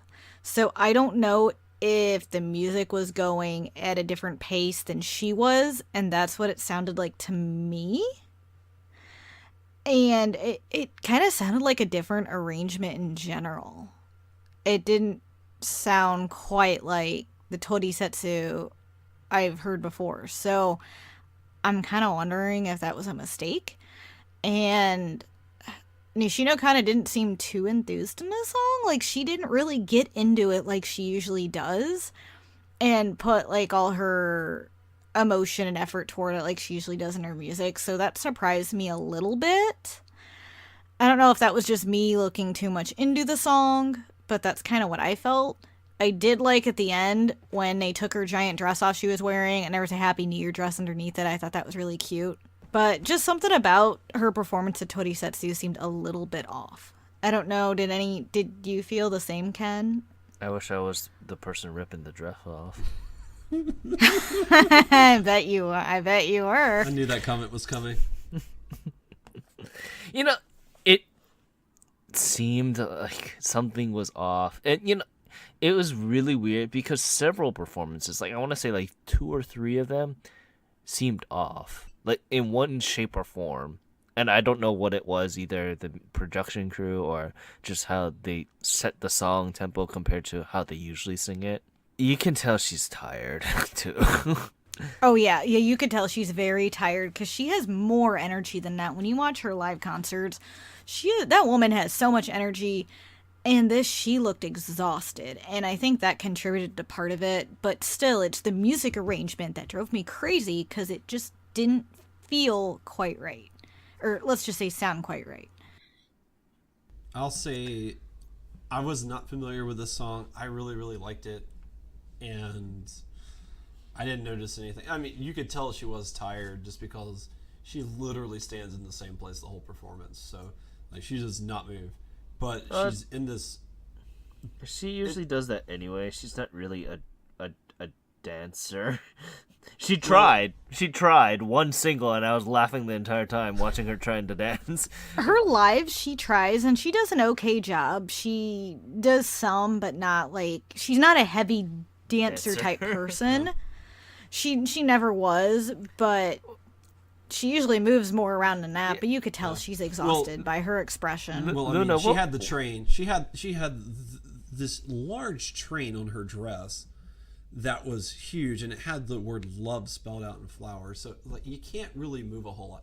Like, I was wondering how she was going to get off stage with that, because I was like, what's she gonna do? Like, she's gonna mess up her... I wish I could do a train on her. How did I know that was coming? Slowly, like a week after, she made a sudden announcement, Nishino Kana did, that she will be going on indefinite hiatus. This will happen after February. I don't know if we really want to go into depth, but I figured that we just want to touch on it. Yeah, and I was kind of surprised just because she seems in a way at a peak in her career, because she's still doing really good, high in numbers, making #1 with her 2 recent best albums. But at the same time, I'm the same age as Kanayan, so being 30, and especially if she's been a singer for over 10 years, and you think about all the things she had to give up to do that, things that she probably wanted to do that she couldn't. So she probably just wants to have a life for a little while and enjoy herself and travel and, get around and do things, Yeah. I can understand that. So I don't blame her one bit. And she didn't really give too much, in depth about why. But if I were her, that would be my way of thinking is, hey, I'm 30. I've been singing for so long. I don't have any time to myself. I want to actually do some stuff. I want to travel. Put my feet up. I maybe want to go back to school, And I want to find someone, like meet someone. Well, and I'm available. And so I could see that. And sometimes, some artists, it's like not only do they get tired physically, but they get tired creatively, and they just run out of ideas. Oh yeah, and mentally, she's probably mentally and physically exhausted. So Life on the road I'm is happy hard. for her. I'm sad, I won't be seeing any new music from her for a while, but at the same time, I'm happy because she deserves time for herself. If it improves her life, and if she makes better music because she's taking a break, I'm all more power to it. Like I'd rather have an artist that I absolutely love take the break that they need and make the music that I love than just keep churning out music because I happen to like them and I want to hear them more often. So if she takes care of herself, she can take care of her career. and she'll also take care of her fans. So I think she's doing the right thing. Yeah, I mean, it's sad to hear that Nishino kind of is going to go on a break, but, you know, you should come to Hawaii. Or Kick your feet Charlotte. up. You know, I gotta push that Hawaii flavor. That sounds wrong in all sorts of levels. I kind of regret that I said that just now. I was like, that sounds so wrong. I didn't mean it that way, but Oh, of course you didn't. yeah. But yeah, continuing the on. purest intent on that one.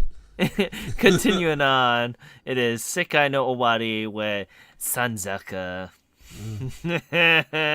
So, Gray, how'd you feel about this band now? I'm gonna read verbatim what I wrote.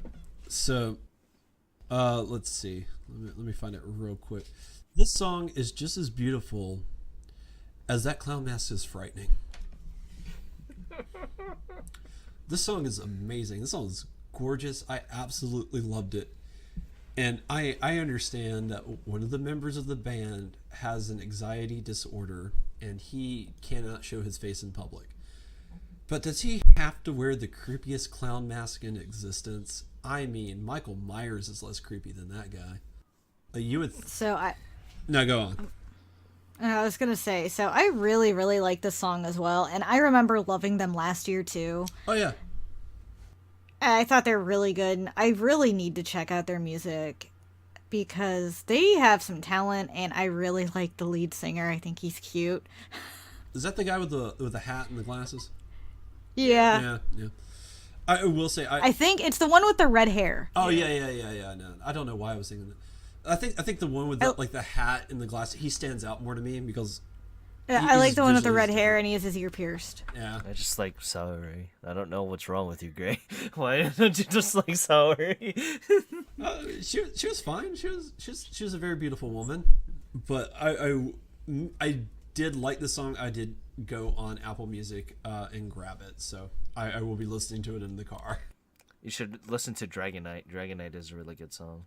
I'll look and see what else they have on there and stuff because it's a very, very limited selection. Yeah, Dragonite is probably their biggest song though. Dragonite and Antihero. So. Okay. Yeah. I'll check it out. Like I said, they have a very, very limited selection on Apple Music, so I don't know what they have and don't have. I'm gonna look right now. While you're looking that up, let's continue on with Nogizaka 46 with Kairi Michi wa Tomawari Shitaku Naru. I'm happy that they did this song because it was the only good song, besides Synchronicity, that they did. Yep. I really liked their performance of this. I loved their outfits. Oh my god, their outfits were amazing, and this was probably up there with one of my favorite performances as well. I love this performance better than Glass Owade.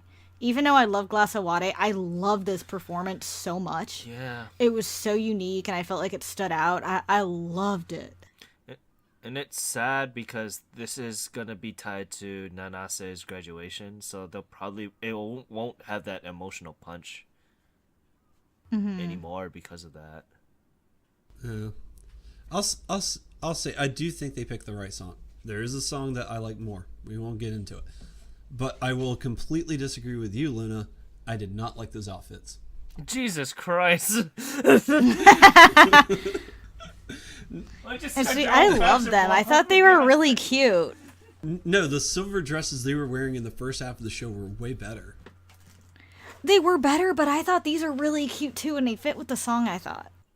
They did fit with the song, but the silver outfits they were earlier in the show were magnanimous, and all the girls in them were gorgeous. And then they become like these flower. I mean, it was passable, and that was the problem. You go from magnanimous to passable. I'm like, it's okay. I think we just lost Ken. Well, excuse me, Mark Jacobs.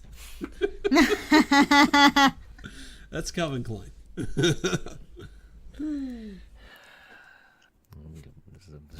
That girl, goddamn fashionable. Okay, continuing on. I guess it's a combination for 13 here. It is. 13's It's a beast. it's technically three Inca singers. Yeah, it is. Yeah, but they combined the Kitajima brothers as one act. So what'd you think about this? Because they implemented a lot of kabuki stuff in this one, which led into the other one. Yeah. I love the other one first. I love the Matsuri one. Especially because it was so flashy. Yeah, I mean they're on a giant golden koi. By the way, Saburo Kitajima did Matsuri, which is the second part of the song. Yep. Yeah. I don't know. I thought the fish was terrifying because it had fangs. Well, you should go to Kyoto or Nagoya and you'll see the giant koi with the fish with fangs. I'm good. But I did like the salute. I did like the salute to Kabuki. I thought that was really cool, and I loved the giant Kabuki statues that they had in the background. Like that was so cool. But it was an interesting song. Definitely different, and something you would only see in Japan. Well, I'm happy that, that Saburo Kitajima even appeared because he is a big part of my influence of my life. He was also, he was a character on Aburero Shogun, which is like a big thing of my childhood. He played Tatsugoro, I believe that's his name. He was like one of the main like captains in his like samurai show. This show is like immensely popular. It was like 25 years they were running this show. It's super super popular. 30 years. 30 years. 30 years. Went from 1978 to 2008. Yeah, 30 years this show went on. And this show is like a big piece of my childhood. This is where I learned how to like all the really weird old-timey Shogun era like words and stuff like that. But Saburo Kitajima, seeing him on stage, I was like, oh my goodness, that's Sanguro. So I was like a little geeky now, but the Matsuri song was amazing. He's mostly known for Inca, that's why it just dawned on me. I was like, oh yeah, I forgot he's an Inca singer. But yeah, continuing on, it is Twice with their medley of two songs. It was I Want You Back, which is a Jackson 5 cover, in BDZ. So I was kind of surprised about the Jackson 5 song. I will say that. I was very, very surprised. I also was surprised how good their English is. I didn't realize that before. Yeah, But their English is amazing. I didn't care for the cover of the Jackson 5 one that much. However, I loved Bulldozer. Oh, is that what that is? The second song? Yeah. BDZ? BDZ? Yep, it's Bulldozer. Oh, well. BDZ, yeah, I should have specified that. You didn't know that? Well, this was the first time I had even heard the song, but yeah, I didn't click. Yeah, BDZ was short. Yep. BDZ was short term for bulldozer because they were like, "Oh, we're gonna bulldoze any competition." Ho ho ho. It was so poppy. I don't know. I just didn't think too much of it. I have a funny story because I was not actually paying attention to the screen when they transitioned between these two songs. I was looking at something else, trying to make notes and get ahead of where I needed to be. So I was on my computer, but I didn't have it up. And so when they started playing I Want You Back by the Jackson 5, see, Little Glee Monster covered this song too. And I'm very familiar with the Little Glee Monster cover. I'm actually more familiar with the Little Glee Monster cover than I am the Jackson 5 version of the song. But I heard the song coming on, and I was like, wait a second. Little Glee Monster's already done their performance. What's going on here? And then so I was like, oh, Twice. Oh, okay, they're doing the same cover. So I don't know. I thought it was very interesting that they did that too.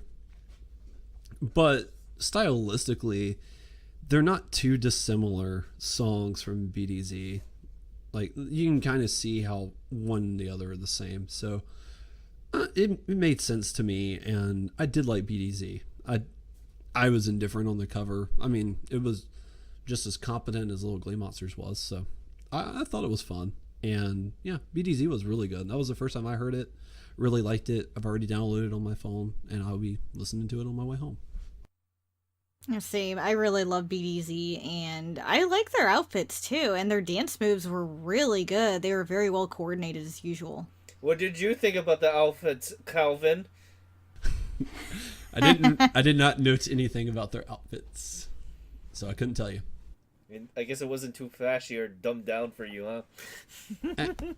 It's either gonna blow my mind or I have to have a severe problem with it for me to say something about it. My mind was more blown than disappointed. If that, Oh, yeah. But yeah, like, I couldn't even the tell you what sound- Daichi was wearing. What time? Never mind. No, Never mind. I need to talk about this song. Yes, you do. The song was okay. I don't like covers for other English songs a little too much, and I didn't really care about it. I didn't even, to be personally honest, I didn't really care about Lowly Monsters cover for this song too. That's fine. And it's just BDZ. It is what it is. I've listened to the album and it's all right. I mean, I understand Twice's appeal. For me personally, it's just that's not my type of music that I'll listen to. My friend would probably slap me for saying such things because, he downloaded this Japanese Twice game just because he really really loves Twice. I mean, they're the new girls' gen, so they're popular. Then But Girls' Gen was better, sorry. Yeah, I took the words right out. Well, I'm not like bashing on Twice because Bulldozer was a really good song. I just haven't found too many that sold me. That one was really good though. yeah, I mean, But I still love I Girls' rather- Gen a lot more. I rather mean- deal with TT compared to this song, honestly. well, and like TT was a better song Yeah. though. I do agree with that Yeah. because I love TT. there's a lot of TTC. Twice songs that I like, but I'm very peculiar. Like I'm very selective. It's not their whole catalog. It's like certain songs that I like TT. Their Good Morning, Wake Me Up. song. Yeah, I like that song. Bulldozer was pretty good, but like Candy Pop, I'm not crazy about it. Like they have some duds, but and I will say is like as popular as Twice is in Japan, I don't think they're nearly as popular in America because like a lot of people were into Girls' Gen in America, and I don't hear too many people talking about Twice. You're not in the right forms. Also, you can't see me doing it, but I'm doing the TT pose. No, I can't see you doing that. No, I can do it too. We're doing it to. That's awkward now.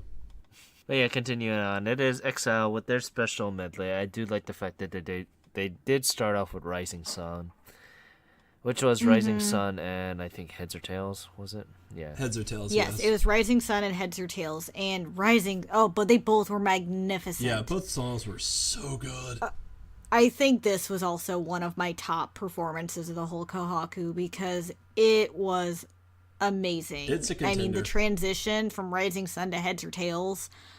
Oh, it was good. It is smooth too. This is like smooth butter, just like those song transitions, and they're radically different songs. Yes. But man, these guys I killed mean, yes, they killed it. And I mean, they outshined, a lot of the people before and after them because their performance really did stick with me. it. I wouldn't say they outshined And their everybody vocals after them. were, oh yeah, and their vocals and their dance moves were both amazing. Well, I mean, when you're talking about Exile and you're talking about dance choreography, it does not get much better. Like, there's only like a handful of groups that can really get in that echelon. Yeah, and the I can never say his name correctly. Atsushi. Atsushi. Yeah. That's sushi. Atsushi. His vocals were just on point. I love his voice. The dude has So. the docile tones of an angel. Mm-hmm. What did you think, Ken? Well, with Rising Sun is a very interesting song anyway. I really do like it. It's probably one of their older songs that I still really do like.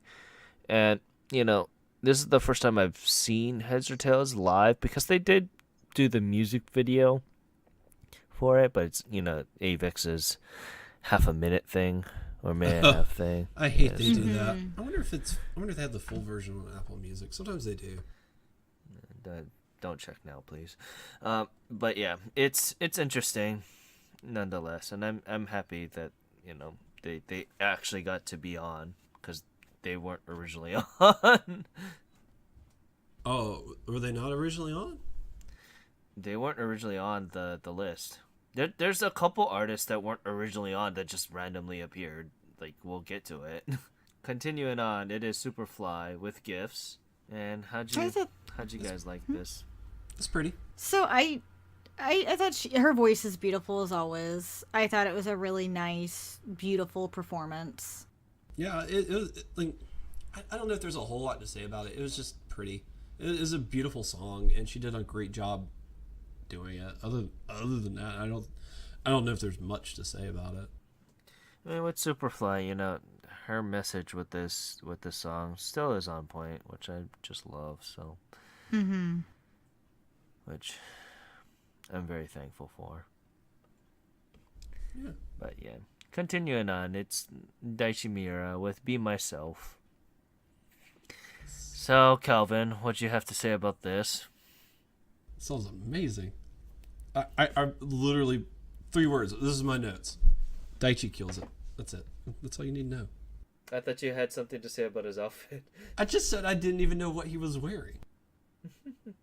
Well, he wasn't naked. No, I would remember that and say something about that. No, he was wearing. So I agree. He killed it. His dance performance was amazing. I mean, he always does great with his dancing, and his vocals were really good as well. I think he brought everything, and I just full out loved it. I thought you were agreeing you would remember if he was naked. Oh, yeah, I would remember if he was naked, believe me. He's cute. He's married, though. Is he? Yeah, he's married, and he has a baby. Oh, well. He's A guy like that, he wouldn't be single. Daichi. But That's true. yeah, no, Daichi. He is amazing. This song is really good, and because this song came out in October, and it didn't hit like the top 10 charts. I think it peaked at 12. I thought 13. it came out in August. Did I not say August? Did I say October? You said October. I meant August. It came out in August. I'm sorry. I don't know where my head's at. But yeah, so it came out in August, but it didn't hit top 10 because I didn't know this song existed till late November. But I went back and listened to it. Man, the song is so good. I really wish it had hit higher, and I'm wondering if it wasn't properly promoted. Like that's where I'm at right now, because I'm like, if Daichi is properly promoted, he always does well. So why this song didn't hit top 10, I don't know. And it is almost as good as Blizzard, and that song hit what, 4, 5, something like that. Like Blizzard was insane. So for Be Myself to be just a little beneath that and not chart, I wonder if it was just poor advertising, stuff like that. Because I mean, it's like everybody knows how much I love Daichi, but it's like I didn't get a little notification on my phone like I did with LOL, like, hey, new stuff. I would download that immediately. I didn't get that, so I remember it coming out. I just don't remember as much hype for it because I think it had a good amount of competition too. yeah. Well, I mean, late August is a very contested month. Yeah, I can see that. Still, great song. Now, if I could only dance like that boy, I'd be going places. And with that, let's move on to Aiko with Kabuto Mushi. I love Aiko. I love Aiko. I think too. she is freaking adorable, and I recognize her. She's such a unique and cute look that whenever she's in the whole Kohaku crowd throughout the whole night, I always could spot her. Yeah. And I was so excited she was there because I love her voice and I love her music. Well, I mean, they brought her up on stage later on in the evening when they were doing the 22nd act. They had her come up on stage before, and like they would cut over to her while the woman was singing her second song, and she was just in tears. Like you could just see her crying. So. Oh, yeah. You could see her in a couple ones. When Southern All-Stars were out, she was singing along to all the songs in the little corner at the bottom. Yeah. But Well, I love her, and so the North this. Stars, it almost went X-rated. So But Yeah. I will say, Aiko, always does a great job when she does live, and it makes me happy seeing her again. And this is a really good song. yeah, this song was really good because I'm not too familiar with her work. Like I said, I'm still learning this stuff. But I really, really like this song. I need to see if she's on Apple Music, which I will do after the show. I'm not going to look her up right now. But I did really, really like this song. I thought it was really good. She's got a great voice, and she's super talented. And I did not know she was that old. She does not look 43 years old at all. No, she doesn't. Yeah, she doesn't. But she's been in the industry for a long time now. Mm-hmm. But yeah, I personally love the song. I've loved Aiko for a long time now, a lot, and she's a big pillar in the industry. So, what's not to love, really? But yeah, with that, let's continue on with Seiko Matsuda. She did a lovely melody. I think she did like how many songs? Like four songs. 4 songs. Mm-hmm. It's interesting because she sung a lot of songs. I think she's been in the Kohaku a bunch of times, I want to say. Oh yeah, I mean she's a big pillar in the industry as well. She was 22. huge in the '80s. She's been in here 22 times. And I didn't, when I was making my notes, I didn't pay any attention to how long she's been doing this, but I did put that her music has 80 pop vibes, which I like. Oh yeah, oh yeah, she's been in industry for a long time, and I feel like she's another big pillar. And I'm really glad she was included on this because she did a great melody.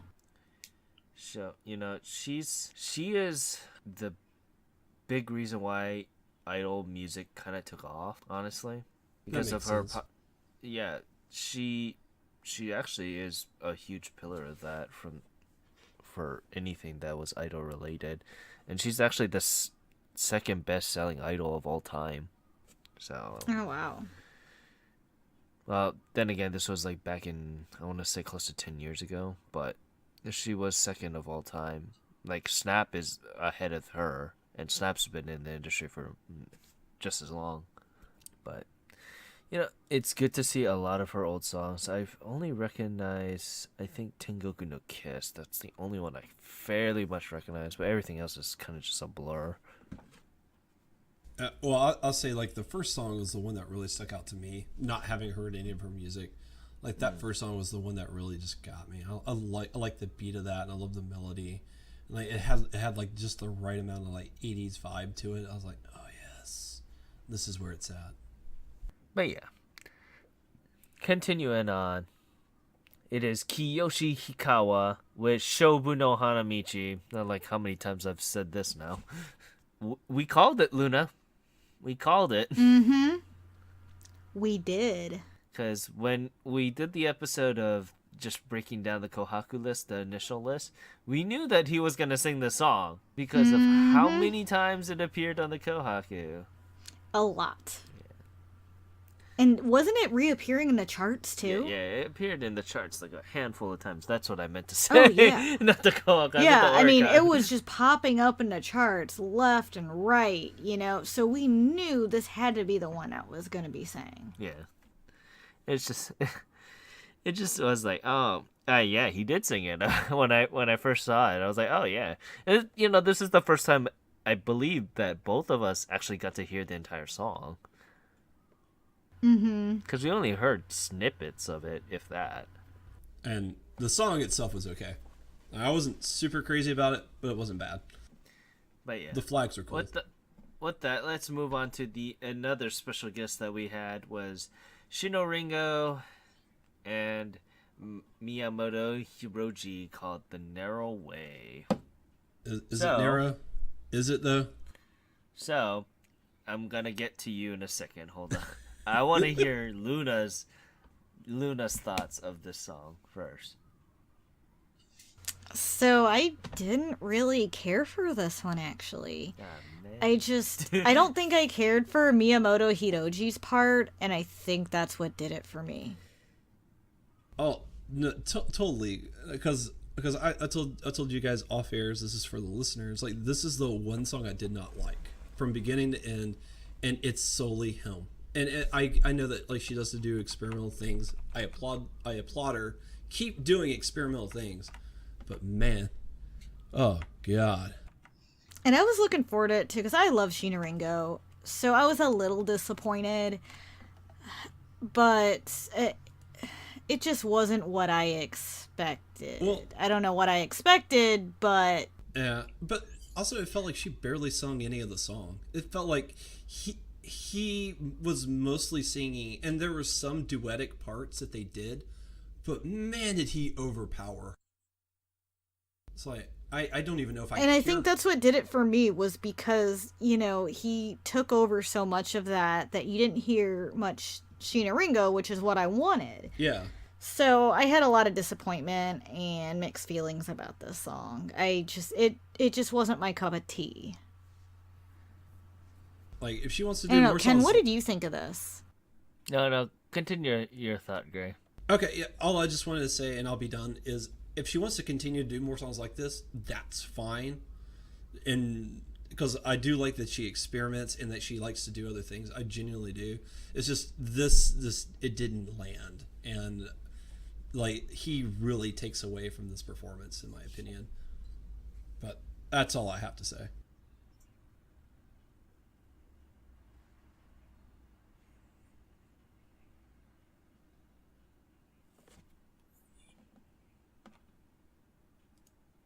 Hold on, I'm trying to look up something. That's why I'm not really Oh, talking. I can say a few more things because for me, like I felt like if you look at it, like if you look at the song as like levels of energy, the song is at a 70, I would say, somewhere about there. It still has like that really smooth, cool nightclub feeling. But And it's like, I like the look of the performance. I Yeah. thought it was cool, but I just didn't. That was the only thing Yeah. for me. I guess I had Yeah. my half and halves yeah, on it. but I mean, but his energy level was 105. Like he's running around all over the place, like, and his vocals are all over the place too. Like they barely even fit and match the song. So it just like I said, it's just for me it's one of those songs I really wanted to love because I even liked the music to the song. I love I love that lounge dance club feel that Sheena Ringo has. Like that's what makes her so great. I love that style of music. But man, I was like, do you know what style of song you're singing? Because you're singing one style of song, everybody else is doing a different style of song, and man, do they clash pretty hard too. I wouldn't say he single-handedly ruined this performance, but he really closely single-handedly ruins this performance. It's again, and it's not a knock on the singer per se. Guy's more talented than I am by all means, but for this one performance, it just does not match. I really don't want to do this. The song's alright. Personally, I like it. Honestly, I really liked it because it was so different, and because Sheena Ringo always does this. She always does this. So I'm not really too surprised all too much, and having the guests come in, that's fine by me, and it acts like a different flavor for the song. And it's the only reason why I liked it. Yeah. And it's okay for you to like it. That's fine. Trust me, you guys aren't minority about this. Actually, it's only me and our other writer that are the minority on this, because everyone doesn't like the song. No one really likes the song.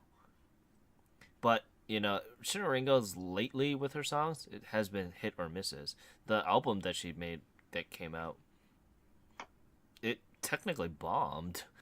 The one that came out early last year? Yeah. It technically bombed. It didn't do well comparingly. Not the tribute album. Yeah. Not the tribute album. The tribute album actually did really well, surprisingly. Okay, but continuing on, it is Yumi Matsutoya Watashi ga suki na Yumin no Kohaku special. And Yumin, she is a pillar in the industry. She just reached, what was it, 40 years? 40 years, yeah. 40 years. And like that album did gangbusters, right? If I remember correctly. Oh my god, yeah, it was number one for a while and it stayed on the charts for a good while. I mean, it hung in the top 10 for weeks, maybe a month. Not only did the 40 album, the 30 album also came back up, right? On like one of the weeks. Yeah, it did. I remember it ended up jumping back to the top 10. So to show that this lady does not have pull is an understatement. Mm-hmm. Now I remember her. Oh, okay. Yeah, I remember her 40 album now. It's kind of hard not to forget because I had like 80 songs on it or something like that. It was like a 4-disc yeah. set. Yep, Well, it was so a it's huge like the greatest. set. So it's kind of similar to Inflow's greatest hits. Is that what you're saying? Their anthology. But it's actual songs though. Enflow's Universe album had bits and pieces occasionally. Yeah. So it's just funny. But you know, Yuming has been in the industry for a long time. Mm-hmm. So, you know, it's good to see her, and if this is her final year to say bow out, it's all right for me. Mm-hmm. Because she really showed in that, and you could tell the impact she's had on a lot of the other singers at the Kohaku. Like Gray said before, you could see Aiko in tears, because she was so moved. Yeah. So you can see, 40 years, imagine all her fans that she's impacted as well and still impacts today. Well, and So Hikoki Gumo, which was the first song she did, because she did a medley, but Hikoki Gumo is the only song I'm honestly familiar with, is a really sad song. Like that's like normally that song almost moves me to tears. So I mean I don't blame her for being in tears at the live performance like that. I mean that would be a moving moment no matter what. So yeah, it was crazy. But I mean she did a stellar job, and I mean she's still got a lot of life in her and a lot of energy, and she really shows that in the last song, which was awesome. I loved her involvement in the last song, which we'll get to. But yes. But yeah, no, she really knocked it out of the park. Like I said, I love Hikoki Gumo. That's one of my favorite songs because I'm a huge Hayao Miyazaki fan. And that, for the people who don't know, Hikoki Gumo was the main theme for The Wind Rises, which was the last Hayao Miyazaki movie. But we probably should get back on track and should. start going to the next one, which is somewhat anime related, if I'm correct. Yeah, somewhat. I wouldn't know. It is Hoshino Gen. It is Idea, and Hoshino Gen, if I'm correct, wasn't this used for Doraemon? No, hold on. Let me try to look it up real fast. He did a song called Doraemon, but I don't know if Idea. No, I think you're right. I think Idea was used for it. Hold on. That was a cute song. It It would fit Doraemon. And I would say this song was so good, and I do remember when it came out because it did take me by surprise that I really liked it. But seeing it live, it made me love Hoshino Gen even more. It was a great performance by him, and I more than loved this. I was falling head over for heels for this one. This was really good. I'll say I kind of thought it was a little funny at the end because at the end of it he like throughout his performance like he's going around playing like various instruments, and then at the end of it like he's supposed to whack this gong and it make like this huge resonant sound, and it was kind of funny because like when he whacks the gong you can barely hear it. And I was like, he needed to hit that just a smidge harder, and he just kind of started laughing. So I was like, oh, I can see why people love you. He seems like such a fun person, and I think that's why I really, then this song really stuck because it stuck out to me, and this was the first song I actually heard by him, but I loved it. I don't know if this is on an anime or not, Ken. It only hit 11. It just came out in December too. Yeah, it was. Maybe I'm wrong. I could be wrong. I don't know why I was thinking that, but Although it outsold Doraemon digitally. Yeah.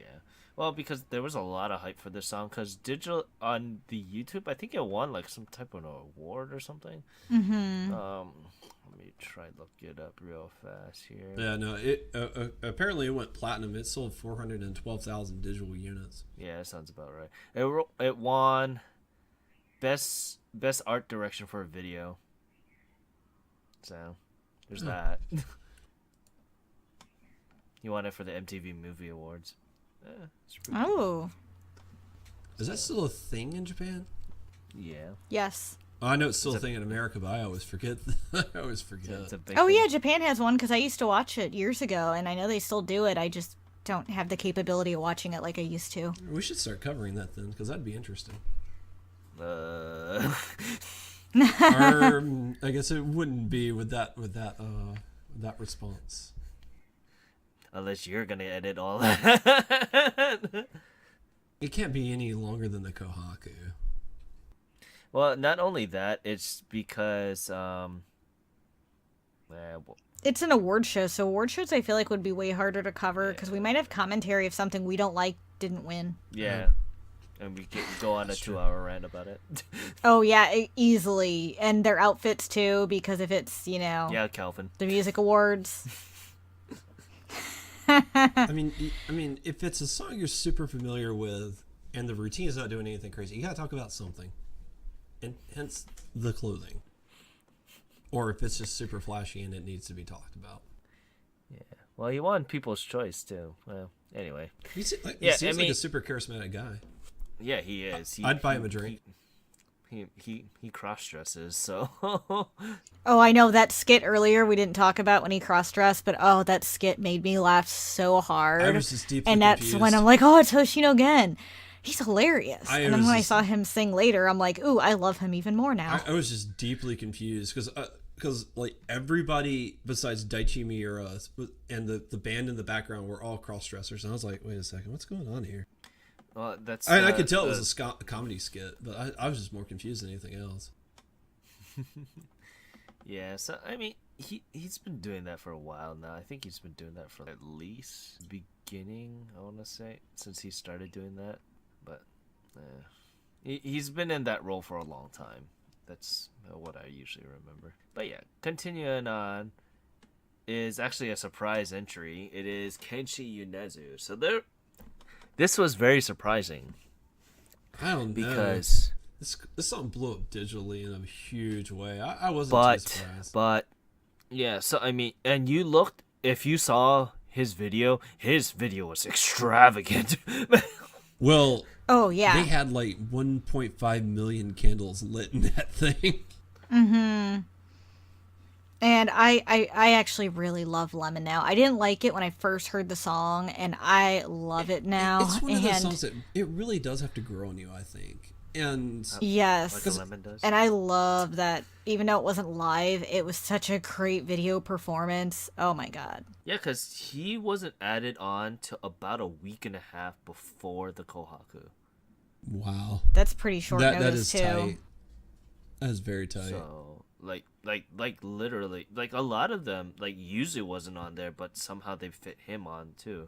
Like there was a couple of things that I was very surprised that they just wasn't on the initial list, but somehow they crammed in. But like other places where they just took film. So I forgot to totally mention this. I really do love the song. I love the performance. Everything was really good. That is a fire hazard if I've never seen one before, though. Oh, I know. Oh, It my was Lord. absolutely beautiful, but man, if one of those candles fell, like if that dancer doing all those crazy moves accidentally hit one, Yeah, oh boy. Oh boy. Oh Like- boy's right. I've never seen that many lit candles in one place before. Imagine blowing all those out later. Just put out the sprinkler alarm. That's what they'd have to do, I would imagine. But yeah, continuing on, it's Miseiya with Aino Katachi. And of course they had to bring her. Of course. And her performance is really good. I mean, you really hear her powerful vocals, especially in the second song, because I felt like it was more of a melody Yeah. than just I know Katachi. Yeah, no, it was two songs because the first song didn't have like the horn accompaniment to it, and then like the second song did No. have like trumpets and stuff like that. So you Yeah, so so. and also one was slower than the other because the second song was super upbeat. But they were both great. They were both really good songs. I really liked like the violins and the cellos in the background. That really gave it a unique sound to it because it's something you don't hear too often nowadays. And when it does come along, you just kind of take notice. So I really liked this. Oh, yeah. Yeah, I agree. And I loved her hairstyle because she really went with that kind of unique look that fits her voice too. So it kind of captured her whole persona in that performance. And her whole, her whole persona of style, let's put it that way, of style of music. Yeah. Very soulful. I have nothing to say about her hair or her outfit. Just as a heads up, I have exhausted. I have exhausted the acts that I want to talk about their wardrobe. So do not worry. So I did have a question. I'm like, were you disappointed, Luna, that she didn't sing everything? I love that song, but I'm glad she didn't because it's so oversang at this point because she sings it at almost every, it's her biggest song. It's her biggest song, like literally. So I'm glad she went with two songs that are different, and I really loved both of them. And I like that she did "I Know Katachi" because that was one of her newer ones. I'm happy about that too. But this is like they're trying to make it a point that this is the Heisei like pin, yeah. And one bigger song from her from the Heisei era was this Would be everything. It would be everything. Yeah. I'm kind of surprised she didn't include a little bit of that, but it's like I'm disappointed, but I'm not. Yeah, it's a nice fresh breath of fresh air, so to speak. Yeah. I just wanted to poke your brain about that because I was like, I'm kind of disappointed, but I'm kind of not too. Yeah, that was my feelings because when I really thought she was going to sing everything because I didn't look at the set list beforehand of what they sang. I wanted to be surprised as I watched it. So I was a little disappointed, but I like that she changed it up. But yeah. With that, let's move on to Yuzu with Uta no Yell. I'm not really surprised that they somehow were able to get on because this album did really, really well, if I'm remembering correctly. Yes, and Yuzu I feel like is another duo that has been done very, very well in the music industry. Yeah, Kind of have that resurgence, so to speak. It's also kind of refreshing too. Did you guys notice the style change in subtitles for this song? Yes, I did. It looked like it was handwritten. Exactly. It had like a handwritten feel or motif to it, which I thought was kind of cool. I know that's something only a viewer at home could appreciate. It's funny that they did that for this particular group because, like that kind of handwritten style is mostly used for like indie bands. That kind of subtitles anyway. Yeah.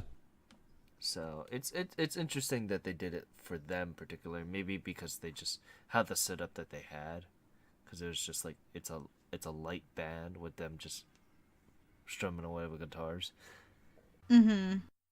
Yeah, but I will say the song was really good. Now, my favorite part of the song was actually when both of them kind of went off mic and they kind of met in the middle and they stopped playing their instruments and they started singing a cappella. Because that really got the crowd into it. And that was one of the coolest moments, was when they did that. That was one of my favorites as well. I actually made a note out of that because I love that they did that. Oh, yeah. Yeah, that's one of the moments that's really hard to forget. But, yeah, man, that was so cool. Definitely.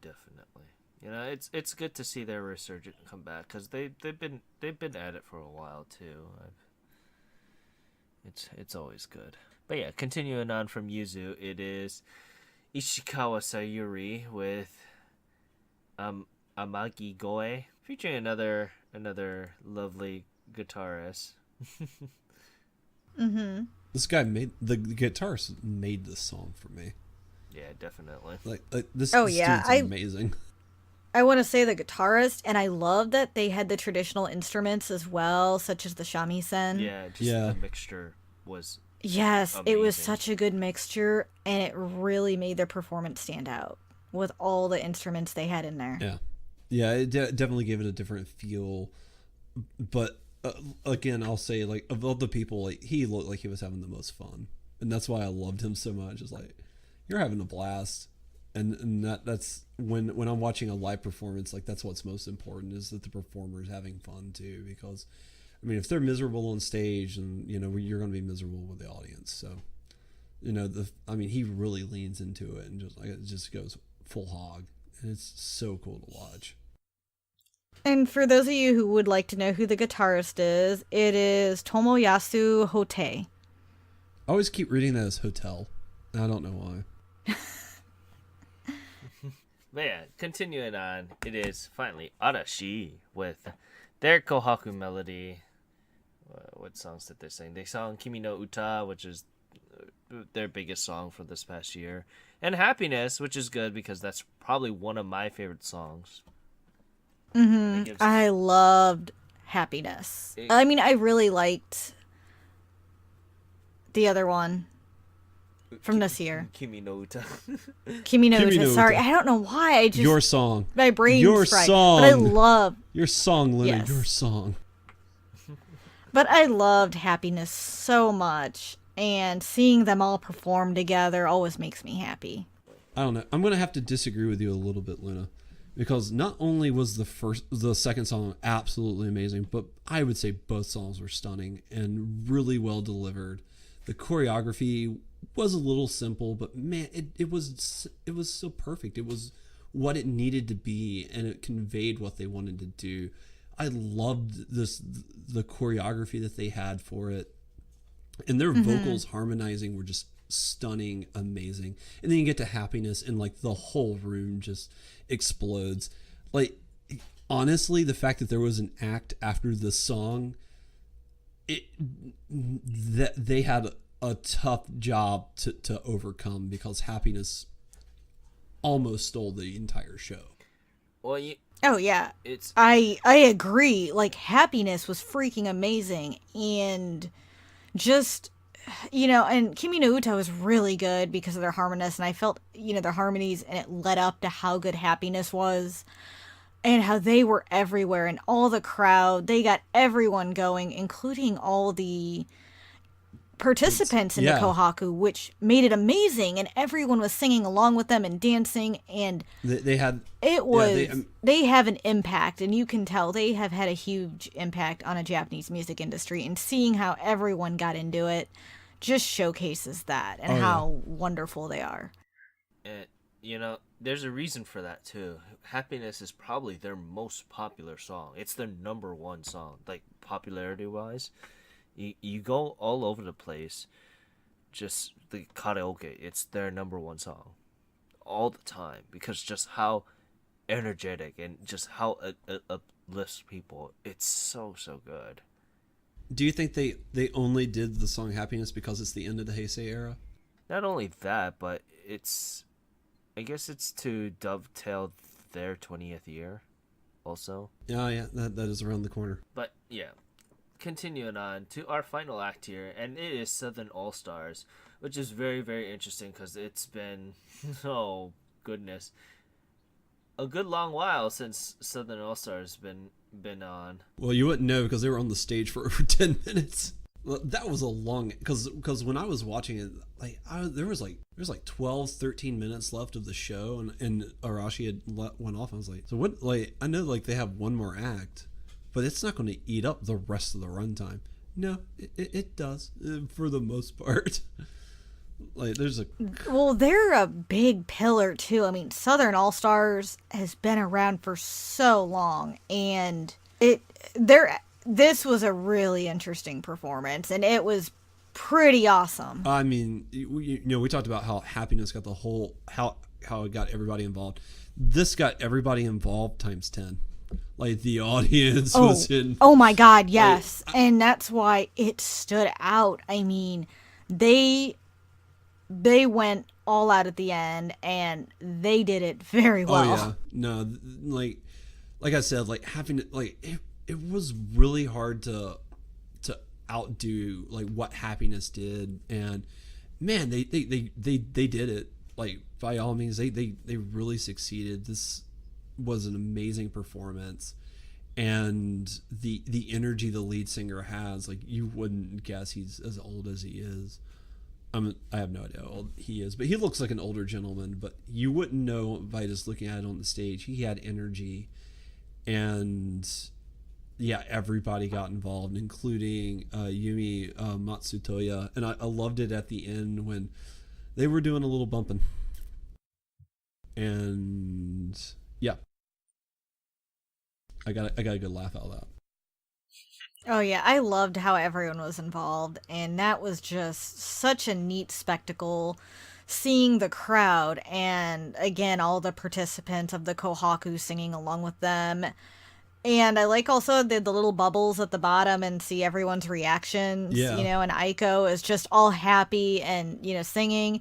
And then the only one you see in the bubble who is not doing anything is Yoshiki. Just see him staring, no smile or anything. And I'm like, oh, well, he's not amused. I missed that, but I'm not That was surprised. either, or was that during Arashi or Southern All Stars? Because I know they had the little bubbles going on so you could see everyone's interactions. But I do remember like Aiko and hers, because hers had the most expressionists, and they showed some of the other, I love seeing people's expressions, but I just love seeing the involvement in everyone, and this was a great way to end the show. Yeah. They killed it. Def- Ken, did you have anything else you wanted to say about that, or? I mean, with Southern All Stars, they've been a pillar in such a long time, and if you don't know who Southern All Stars is, that's a problem. I'm sorry. This was my introduction to them. I had never heard of them. Do you listen to the podcast? I swear to God, we talked about them. Probably. I think we've talked about them a couple times, but I don't think they have not anything. not this year, though. in tandem. I believe I did a news article like a long time ago about them coming back because they took a big hiatus. oh yeah, and they've been around for so long. And I remember when I first got started into J-pop, I remember hearing them, and I love some of their music. They got some really good songs, and they're very easy to karaoke to, or karaoke to. Yeah, and go ahead. I was going to say, well, like the last single they had was it came out in 2014, and their last album came out in 2015. But yeah, I mean, with that, let's judge it on a whole. How'd you feel about it this year compared to last year?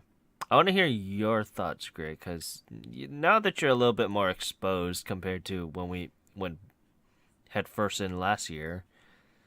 Yeah, when I didn't know anybody that was doing anything. Yeah. It's like it was interesting. There was some acts I was really looking forward to, and I will say, by and large, this was a good year. Like, this is a really good show. It was a lot of fun. I mean, seeing Da Pump up there was amazing, and seeing songs that I normally don't listen to, like something like Yoshiki featuring Hive for Red Swan. That's something I normally don't listen to, but I do like that song.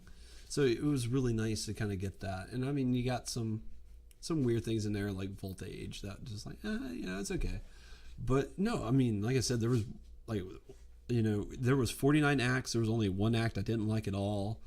Other than that, I mean, it was a solid show. I mean, you can't go wrong with it. And no, I had a blast. This was a lot of fun doing this. I'm glad that we do this every year. It's just a good eye into the industry and really what's popular in Japan and what's expected. And no, this was a lot of fun. And I'm looking forward to next year. I'm looking forward to seeing will Daichi come back? He's done 2 years in a row, but he may not be back next year. So it's interesting to see. because not all of these are solid locks for next year, even though they're super popular and really amazingly talented. And it'll be interesting to see. Very interesting to see what happens next year. And Luna, what did you feel about this year compared to last year's one? I feel like I need to go back and rewatch last year. I thought about that. I really do, because it's been a while, and I really enjoyed this year. I enjoyed the lineup, but it also makes me, not only just last year I want to rewatch, I would like to watch some of the previous years. I do know, like you said, this was Daichi's second year. I know Nishino Kano was on it last year, and I know Little Glee Monster was on it last year, if I'm correct. Yep, they did. So they did Suki Nanda. Tsukida. I love you. Tsukida. I love you. Yeah, Tsukida. But I do remember the Twice performance from last year, but there's a lot of other ones. I don't remember a lot of the Enka stuff, and I would really like to revisit it and see what I think. But I do think this year was really, really good, and I look forward to next year, and I also look forward to maybe eventually starting to go backwards and watch previous years. Do you want to go back and watch all other 68?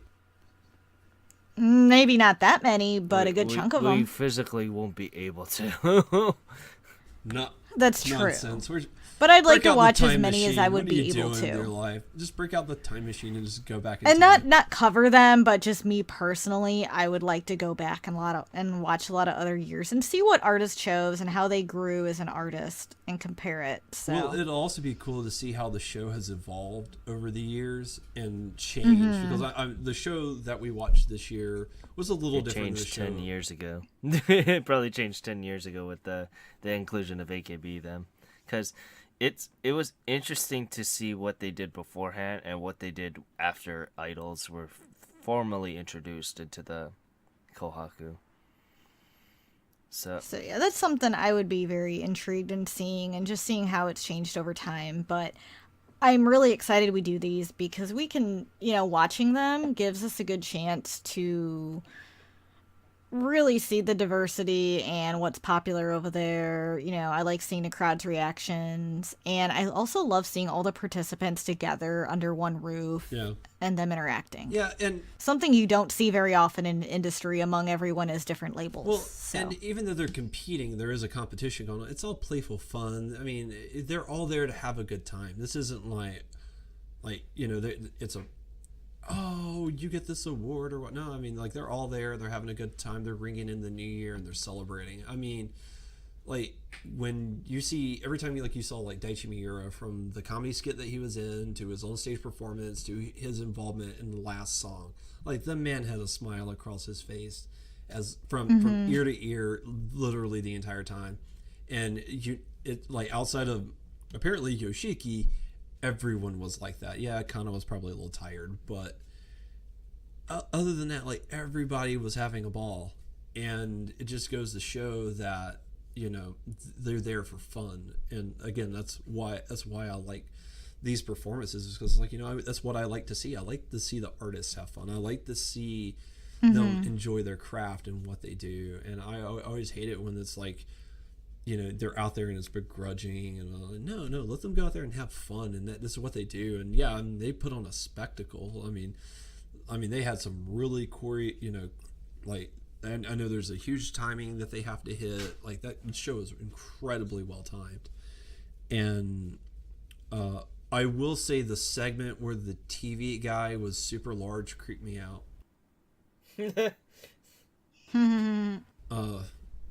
But I mean, other than this year was awesome, and it makes you excited because next year is going to be a new era. Well, it's going to be the new era. It's going to be the 70th in Olympics.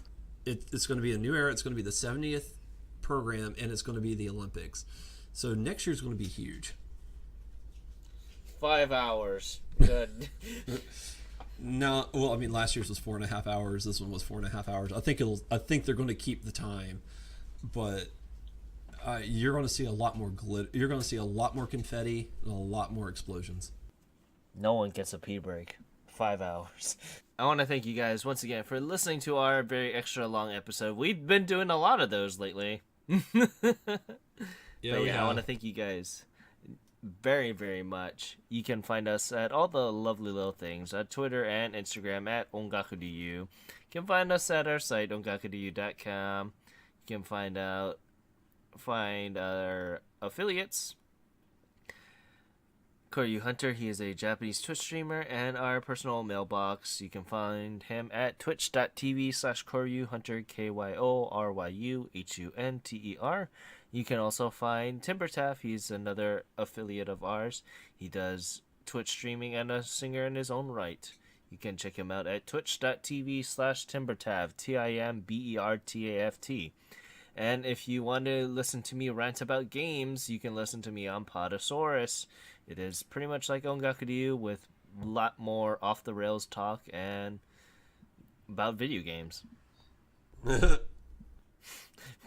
Well, mostly off the rails. It's been only me and Kyo the last 2 episodes. Is Tim going to be on today? Tim is supposed to be on today. Oh, okay, cool. Yeah, I have no idea. It's felt like it's been over a month since you guys last recorded. So yeah, it's like that. Because he went back home for Crimbus, that's why, yeah. So he was gone for 3 weeks. 3 weeks, pretty much. I got to see him for Crimbus. You. But yeah, you can also find me on Twitter, OTYKen1. Where can we find you, Luna? You can find me at Twitter at LunaMaria87. I don't tweet often, but if I do, you can check me out on there. Or you can check out my Instagram where I post about all the movies I'm watching and some J-pop at Nerdy Collector Luna. And where can we find you, Gray? you can find me at Ongaku Gray at Twitter. I just post random things, what I'm listening to. Lately, I have had like the regret because I've rediscovered Bish's "Life Is Beautiful" and I love that song. Oh yeah. I refuse to watch the music video because I remember that being super depressing. But I have that song on I have that song on repeat because the song's amazing. And I was like, why did I forget about this song? Not only would it have been in my top, not only would I have mentioned it last episode, it would have been on my top 10. So I'm regretting that a little bit, but that's fine. So yeah, I've been really enjoying that, and I'm gonna start listening to Kana Nishina soon. And the plan is, as I listen to it, to update you guys on my thoughts, feelings, and try to do like a live sort of thing. The only thing is, like, I usually listen to this kind of stuff when I'm at work, and I can't always have my hands on my phone while I'm listening to this stuff. So, we'll see what we can do. But other than that, that's where you can find me. And I really want to hear your reaction. I really want you to go discography wise forward. I don't want you to go backwards because I want to see how you feel about her style change halfway. So I do too. I'm very curious about that. I mean, to be fair, I rarely notice style changes. I mean, they got to be pretty drastic. I barely noticed Ayumi's. I mean, for being honest. But yeah, but Nishino Kana is a way more distinct change than Ayumi, in my opinion. Oh, no, that's fine. But I'm curious to see if you notice it. Yeah, no, that's where I'm at. Yeah, I mean, right now I only have her latest best of collection. I've already listened to. And that you can't notice it. Yeah. You got to go way farther back. Well, I did like Pa. Like, that was a really good song. It was good, though. Yeah. It's like I listened to the first 3 songs on the Mint album. That's literally all I've heard so far. So it's like, I'm just getting started. But I don't know. We'll see. I'm also a very impatient person, so we'll see what happens. Like that's one of my great character flaws is I have the patience of a tick. I was do I really want to wait and listen to her first stuff? I mean, I've got her old stuff. I got her most recent stuff right here, and that's is way easier. So we'll see. We will certainly see. But I'm excited. I don't know if we've announced. Do we want to go ahead and announce who we're doing our next artist spotlight on? Since we kind of alluded to it earlier. Yeah, go right ahead. Okay, so yeah, dude. So originally we were planning on doing Arashi in celebration of their 20th anniversary, and we're still planning on doing that. But in light of recent news, and the sudden change that is Kana Nishino's hiatus, we decided it's going to be best to do her instead. So we're doing a little pivot, and we will. I think we're still shooting for March, so be on the lookout. I'm going to go ahead and get started. That way, I'm not cramming like 10 years worth of music in a month. Like that can be very miserable sometimes. So yeah, if I go ahead and get started now, I can like kind of just take a little bit as I go, and yeah, I'm really excited. I'm really looking forward to it, and we will get to Arashi because I was super excited to do them. I was really looking forward to it, but when Kana Nishino made her announcement and the idea got thrown to do her instead of them, I couldn't agree more. It just seems right to just go ahead and do her. So that's the plan, the current moment, and we will keep you guys up to date on when that's going to happen. That we will. But yeah, I want to thank you guys for listening to our extra long. Once again, it's been the standard for the last 3 episodes, 4 episodes now. But I want to thank you guys for listening to this week's episode of Ongaku Ryu. I'm your host, Ken, saying thank you very much and have a great day. Mahalos. Thank you, everyone, for listening to today's episode. We hope you enjoyed it. This is Luna, signing off. And this is Grace. Seeing you guys next time.